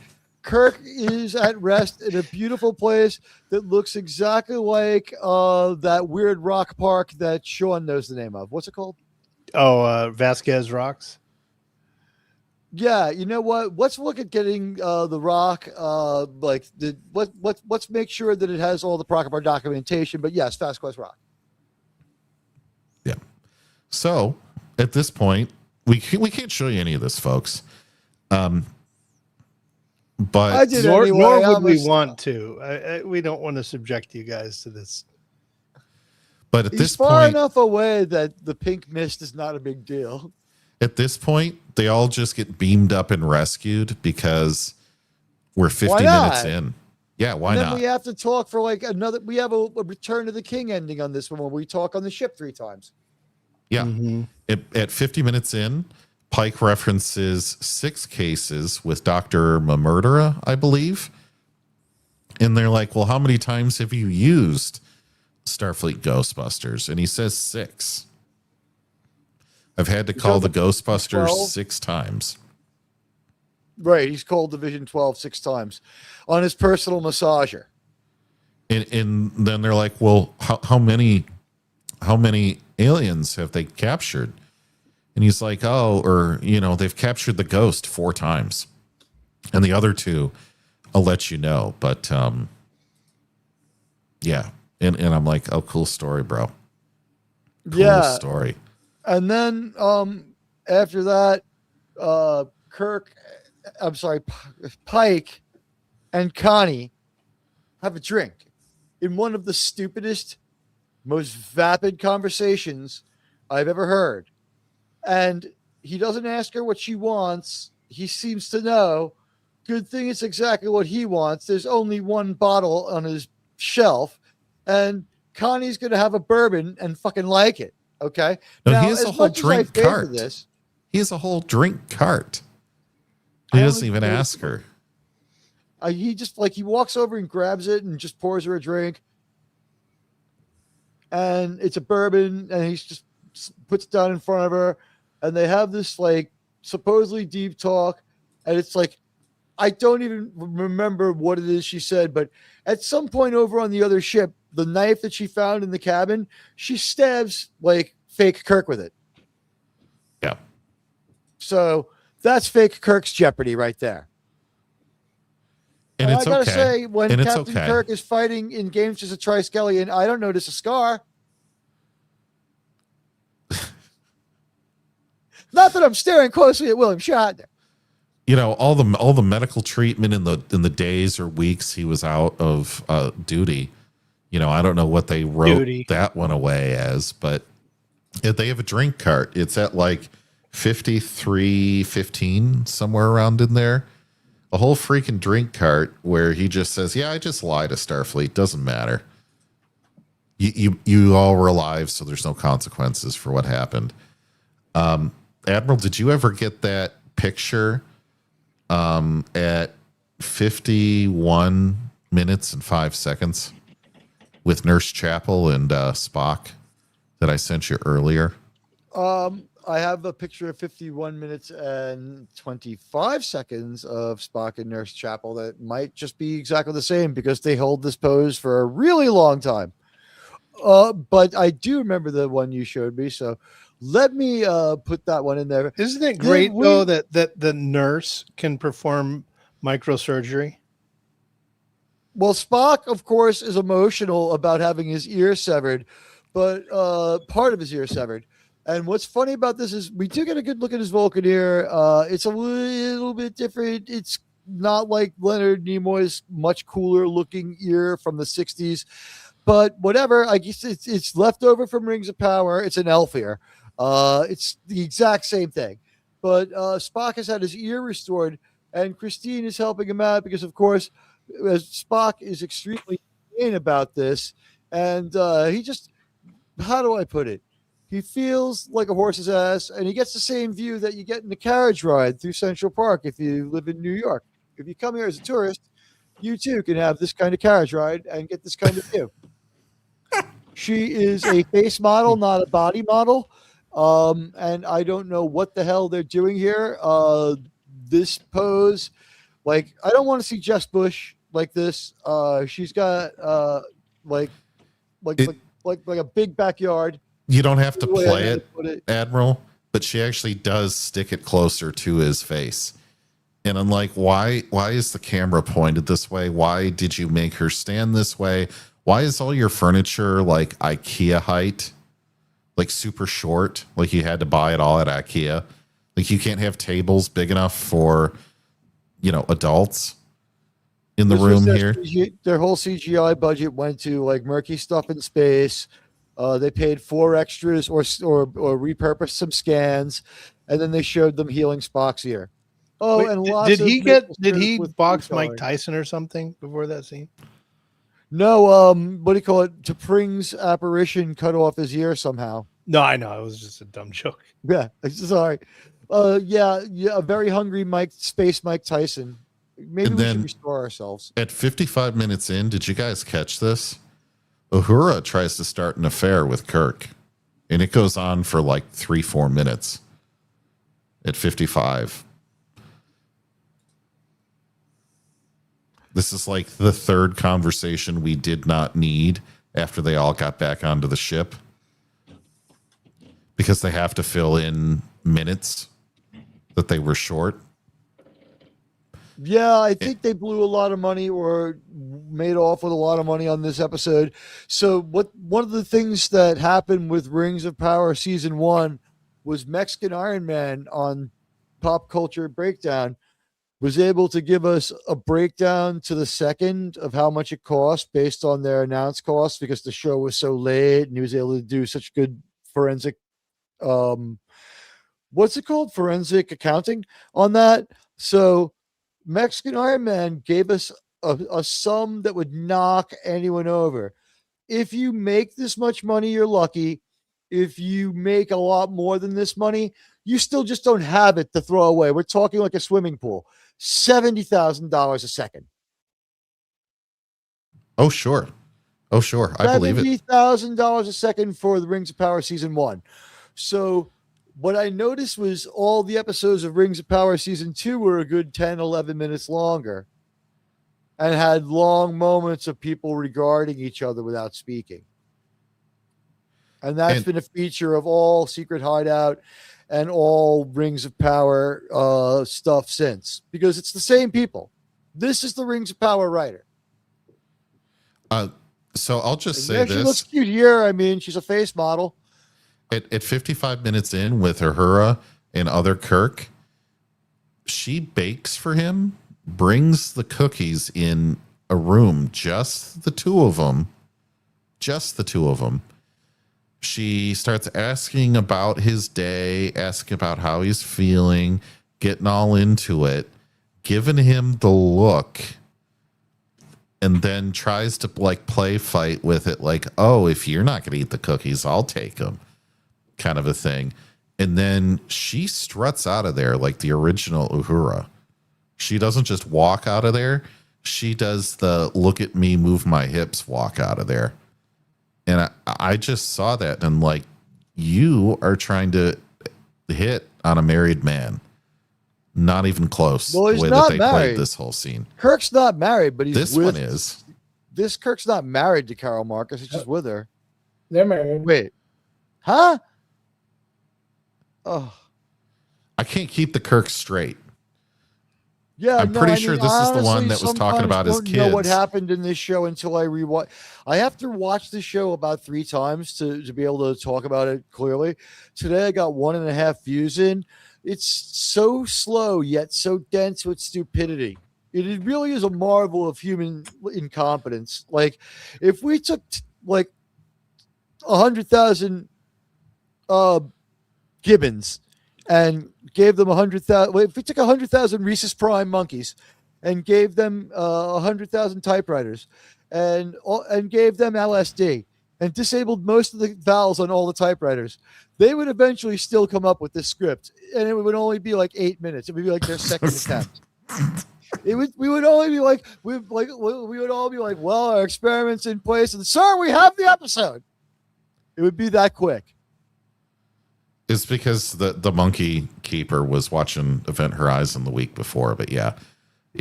No, this is the married one because he was trying to communicate with his kids, and she set up some subspace relay thing to go talk to him. That's right. Yeah. He's just being a terrible father and a husband who's going to have to be gotten rid of. Their NuTrek episode 1 is going to present us with just the most pathetic and horrible Captain Kirk that we've ever seen, like dragging his miserable self like Gollum across the brown lands at the edge of Kirith Ungol, like, just out of his mind with grief and failure as he climbs into that captain's chair for an undeserved promotion. What will happen? Will Dr. Mabanga die to save Captain Kirk too, and like really mess with the original continuity? I don't know anymore. Any stupid thing is possible every week. All right, everybody, give your final thoughts, and we'll sum up this episode. Admiral, let's take a look at the audience response first. Go ahead. The exit scene on this. What did you guys think of it? The one where the poltergeist is waving at Connie and then gives her the symbol. It even reminded though me of the movie The Ring. This whole thing had overtones of the movie The Ring in it, and like that's not a very good movie. This is like as good as I can get it for you guys. Like you're not going to see it any bigger if I make it larger. She's like very low res. The zombie is still on the other ship. That's like they're trying to pull it out of the asteroid field. Like why they wouldn't just destroy it is fucking beyond me. It's a 9-year-old Flying Dutchman. Starfleet's got dozens of these around the universe. Surely there's a less haunted one than this, where they know what happened to the crew in a little better way. They can script. Like, surely. They couldn't even do their own scene right, Admiral, because they show Connie looking out the window at the other ship that's like kilometers away. There's no issue to even see that anyone is standing in this When we window, see and they the hyper exteriors zoom of the into ship, it. when They we see the hyper zoom. when we see the exteriors of the two ships, they're being towed from a distance, and the ships are about a half ship length apart. They're both about the same size. They look the same. So they're But- about a half of their length apart. But when Connie looks out, this would be over a quarter of a mile, maybe even a half mile. Yeah, it's so far away. They 'Cause their zoom ships are in. massive. There's no way she would know.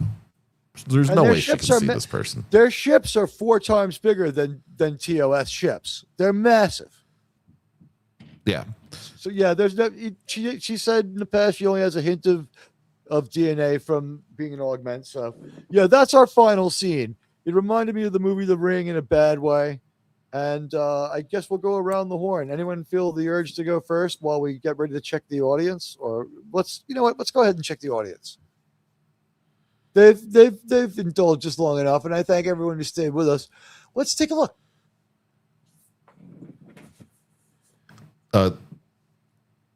Peter Venkman fan site has been rolling his eye emoji so many times. I said that he's Female user, female account, rolling quite a bit this evening. And he said, yeah, they may get their own orbit soon. Oh, my eyes? Yeah, my eyes. No, his eyes. Her, it's her. Oh, her eyes. Sorry. That's okay. I did not. That's unintentional. Yeah, oh no, Peter Venkman fan site is wonderful. Anyway, before we get into our reviews, and we'll go around the horn, return to form. We asked people what they thought of this episode, and it's a return to form bad 38%, continuing some improvements 14%. Worst Well, that has one false vote in it. That was that second one. Let's keep that in mind. There was a late dump of votes on that one. Okay, worst Trek episode ever, 10%. Like stream, see results, 38%. A lot of people voted, scientific number of people. I'll leave the poll open, but that stands as the final count, and we'll move on. All right, so who wants to go first?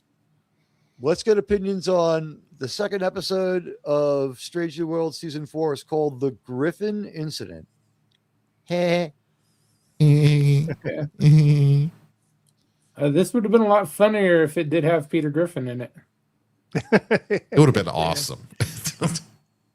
I would have figured out how to survive when George Kirk got his entire body pulled out his ass. He would have gotten hit against the wall. He would have holding his knee.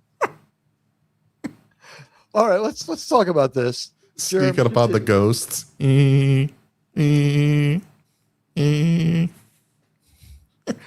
Gotcha. We'll be reviewing movie High Spirits next week. Germ, continue with your review. But this type of body horror doesn't really have any place in Star Trek.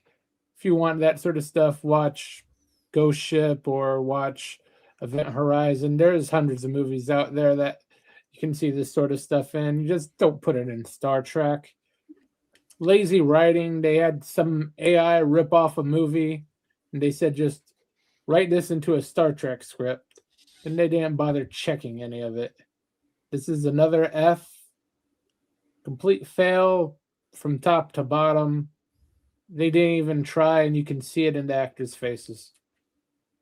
That said, I agree with you. I'll give my thoughts last. So thank you, Germ. Anyone feel the urge to go next? No, I'll go. I just enjoy the brief moment of democracy, gentlemen. You can't say there's nothing good on this show except the one little shot we had of that transporter console that was kind of cool. Everything else, like Germ said, is just trope after trope. It repeated those. It's like, let's just put another one in there. That they could have cut 60% of this episode out and it would have been the same. It was just one thing after another, and it was just like, when is this going to end? They didn't need any of it. It was so wretched. And like within the first 3 minutes, they break canon 3 or 4 times. You know, the shuttles have transporters on them somehow. Kirk actually was a Boy Scout, contradictory to what Carol Marcus said in The Wrath of Khan. Spock and his little fifis. It's just stupid. And the body horror, like German was saying, what is it with you, Alex Kurtzman, and the fucking body horror? This guy has to have a bunch of German videos on his hard drive or something. Like, just it's so fucking gross. You know, like, it's not even that big of a stretch to believe that, Shawn. No, it's not. I'm being serious. This guy has several German kinds of videos. German movies, some from the middle of the 20th century. You know, this guy has a room in his house that's really dark, and there's a lot of leather and chains, and there's probably feces everywhere. We feel that's our opinion, that there's a good chance in Shawn's mind that that's what Alex Kurtzman has. So you open the door, it's like Kurtzman has, shall we say, a safe room. But when, like, everything Shawn says about the cringe factor, it's like so earned. We've seen so many horrible things. This episode is representative of what we've been exposed to for 8 years with this talentless hack who peaked in Xena Warrior Princess. No episode of NuTrek is as good as Xena Warrior Princess. Last week's episode was nowhere near as good as Voyager Threshold, but it touched some moments of Voyager Threshold that were really bad with the tips of its fingers. Like, there were moments in last week's episode where I felt like kinship with Chakotay firing on the lungfish, but that didn't happen this week. JT? Shawn, did you finish? Right, Shawn, you're done? Yeah. Okay. Ultra fail. This is a stupid one. We've got. Was this the second horror one we've had? At least. Yeah. At least. Kurtzman, go fuck yourself, man. Fuck you. Yeah, honestly, I'm so glad you're gone. I'm so fucking glad you're gone. You fucking worm. You are a terrible writer of stories, and Shawn holds you in very low regard. I wouldn't ask Shawn if I could borrow money, which is something you're going to be doing in the future because you're not going to have this job anymore. Shawn, would it be fair to say that 6 minutes into this episode, they moved the goalpost on Kirk's life and the entire plot was laid waste? The shock shifted the orbit of Kurtzman's big head. Last week was at least debatable. This week, it was just like within we knew we were going to get this, right? Like, we knew last week was the best one they had. We knew that last week was going to be the best we're going to see. They showed some forethought with what would have been a funny death in Beetlejuice for George Kirk. Yeah. They put thought into that, those weirdos. You could make a 15-minute montage of all the body horror that Kurtzman's done. The real question left Rumble in this season is, if the first week was the best and they knew they were only going to put out part of the season for reviewers, this was the next best because they figured another group would only watch 2. So is next week going to be the third best? Or are we going to see a dip in an ebb and flow of quality? It depends on if we get, because Doug the Vulcan is coming back. Oh, God. Wait, let's hold this off till JT goes, and then we'll free fire. I'm honestly looking forward to the puppet episode. Maybe I'll laugh. Maybe it'll be short. I think I have a theory on the puppet episode too, but let's go to JT for his. Sure. So this episode really suffers from a lack of fitness for purpose. And by that, I mean, this is not a show where you can do dinosaurs one week and body horror gore the next week. Every Star Trek show, while you might have week-to-week variation on what type of story you're telling, the tone of this show shifts every single week in such monumental ways. And you can't watch it with kids. You can not watch it with young teenagers. I would say this week, unless you've got a really level-headed and kind of doesn't get shaken up easily, you're not watching this with kids under 16. Forget maybe a about 15. Paramount Plus. You're paying for therapy. Well, and so you look at this and you go, okay, this isn't right. It's not fit for anything they're doing. They copied Event Horizon. They messed up lore. Where is something I could be happy or look forward to when I watched this? There isn't Wait, I didn't anything. see Brent's The finding. hilarious transporter enhanced interrogation made me laugh because I was like, finally, one of these wretched characters is going to get deleted off the show. And I was laughing and taking pleasure in that because at least it was getting some type of karmic relief out of that. I don't believe in karma, so it's some other word for it. Well, the sad some thing is Ortegas is satisfaction one of the out of that. least offensive out of them, though. And I still was happy. What do you mean, the It actress? still made Well, just me the character happy. herself is okay. Now they had to calm her down. Season 1 and 2, she was really horrible. Oh, okay.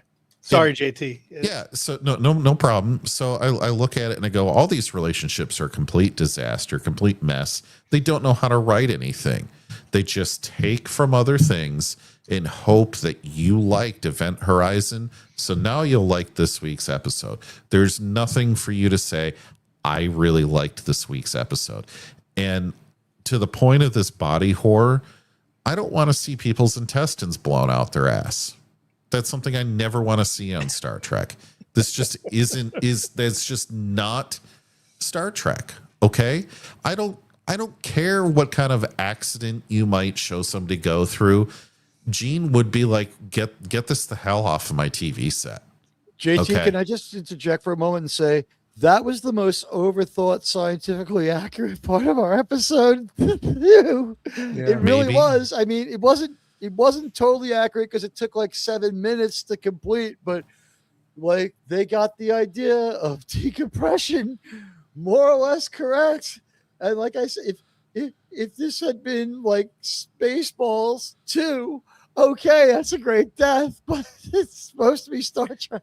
You gotta recut that little scene and put a big fart sound right when it goes to him being blown out. Yeah. There'll be a supercut of all the body horror going up in greener pastures, shall we What- say? What I really Can you wish imagine they if I made shorts of that, how much trouble I'd get into with people seeing them? It's just like I was watching like on tips on how to plant flowers, and all of a sudden this man exploding like a ketchup packet was on my screen. My last thought on this goes straight to the top in how poorly they execute anything. We've had episode upon episode in Kurtzman Trek where they need to fill in everything. So you always get your intro cut, then you get like a 2-minute opening sequence, then you get your ending credits. And on top of all that, they still were done at like 45 minutes. And part of that is they had to fill it with 10 minutes of garbage because they didn't plan and execute a horror story properly. We complained because it went from gore to gore to gore to gore. And you just were like, I have enough of this.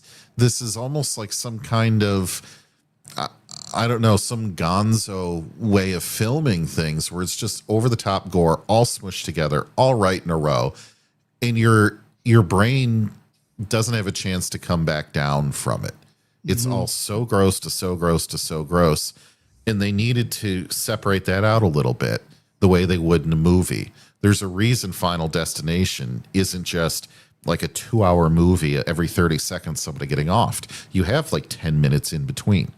They didn't do that here. They can't pace the story. They don't know how to edit or construct anything to get these episodes to flow in a natural way from beginning to end without being boring and filled with fluff. So it doesn't matter what the actors did. It doesn't matter what the cast do. It really doesn't even matter how bad some of the dialogue is. They could not create a compelling, well-paced story. In this show just admits it. And so if you read these reviews that say, oh, this was a great episode, there was so much. No. This was terribly paced. And if it were a movie, everyone would hate it. Everyone would hate this as a movie. I was going to say this. Yeah. It's as far as pacing. If they say it's great, I would say it might have been fun if it was like 25 minutes. and you cut out It you could cut have out been. 3/4 of the gore. Yeah. Yeah. Oh, The yeah. only We're thing talking flowing like, in this was 53 Kurtzman's mental minutes cycle. or this was an estrogen charged female empowerment revenge tale of T'Pring slicing up Spock. Mhm. It was absolutely ridiculous. Let's take one last look at the poll and I'll close it. I want to thank everyone who's participated. Return to form bad, 38%. I am with you. Continuing with some improvements, 14%. 7% of that was voted an error. Worst Trek episode ever, 10%. And like Stream C results, almost half of you. I want to thank everyone who participated in it. And you guys are just the best. Thank you so much. Admiral. You are wonderful people, and we have the best chat. Yes. Ranked choice JP. voting dictates worst Trek episode ever. Is the winner. That's ranked choice. That's I can't right. help it. We I have can't to help make it. the loser into the winner. The Yeah. true it's we have a tie between liking the stream and a return to form bad. I'll just say my thoughts on the episode are this. We had all the things swirling around that make Star Trek good last week. We had everything in plentitude of what makes Star Trek bad. Instead of an unformed stew of good Star Trek, we had like a perfect tossed salad of garbaggio, absolute Felger carb, total garbage shit. It was the worst, stupidest story I've seen in a while, but it wasn't the worst Star Trek I've seen till the next Star Trek I've seen. Strange New World seems to be the hood ornament on the hoopty turd that they're driving around. I think it's the roadkill at the front of the truck going down a Texas highway. You know what? It's like they think it's Southwestern art or taxidermy, but it really is just roadkill. Get it off the Paramount Plus as soon as you can. I think that we are all doing an enormous service to mankind by like documenting this. Don't watch this fucking show. You see, we show you enough images. Don't bother watching the fucking show. I'm telling you, it's a horrible, horrible, horrible show. It doesn't make sense. There are plot conveniences, and they will branch things together that make no sense. Callbacks and a show that you can spend 5 hours concentrating on 5 scenes of this show and still forget what's in it because it's so unmemorable. So there's no tangibility to it. These writers specialize in coming off like they're being profound while never saying a word at all. It is completely vapid. It is like eating dinner at Trelane's. Any true Star Trek fan would scoff at this nightmarish garbage. Just the stuff of nightmares lies straight from the pit of hell. I don't want to see any more. There are just 23 new Trek episodes left to go. We will not go quietly into the night. I was waiting for the Howard Dean. I was At the end of almost there. I know how to work a microphone better than Howard Dean. It's an SN57. What was he thinking? Anyway, Admiral, it was for you. an F of Fs, but not the worst episode of this show ever. Go ahead, JT. Better or worse than the musical episode? Oh, it was a little better than the musical episode because Okay. that was just torture. Does anyone have anything going on between now and Saturday when we'll be back at 9:30 p.m.? I'm just gonna start on my Reliant tomorrow night. Again. I'm so sorry about that one. All right, we're gonna get out in under 3 hours, guys. You've earned Sydney Sweeney. We love you. We're just gonna, you know what? Shut up.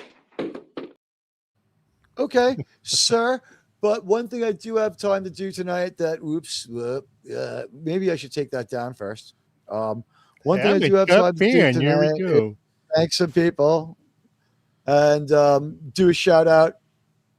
You don't have to hang around. We're just jamming, but I want to thank Resolute Germ, Josiah Clinch, otherwise known as Narc of the House Clan, Tetrarch of Apathy, Lombardi, 1969, Mr. House Party 6, Sci-Fi, Sith Dan, Wes Cagle, Gooner 70, Gavin Unit, Gavin, Blackburn, TMFKHAC 2005, the Trek reviewer, Miskatonic Madman, Buddy Hepburn, the Peter Venkman fan site, Crimlon, RRTNZ, the Dead Man 79, Radioactive Actual, and Shawn Carter for being here for the show. I was going to say, Crimlon, to hop on and tell us about Spider-Man, but maybe we'll do that tomorrow. But Crimlon, if you want to use that pass, you can jump on into the room now. We're going to call it here. And you know what? We love you all. We'll talk to you guys later. But I certainly am going to have Crimlon spoil Spider-Man for me. Maybe there'll be a video of it tomorrow. But you know what? Here for you to do the dance of Salome, because she is so beautiful, is Sydney Sweeney. We'll see you all later. And in the words of great Ozzy Osbourne, we love you all. Come on, Sydney.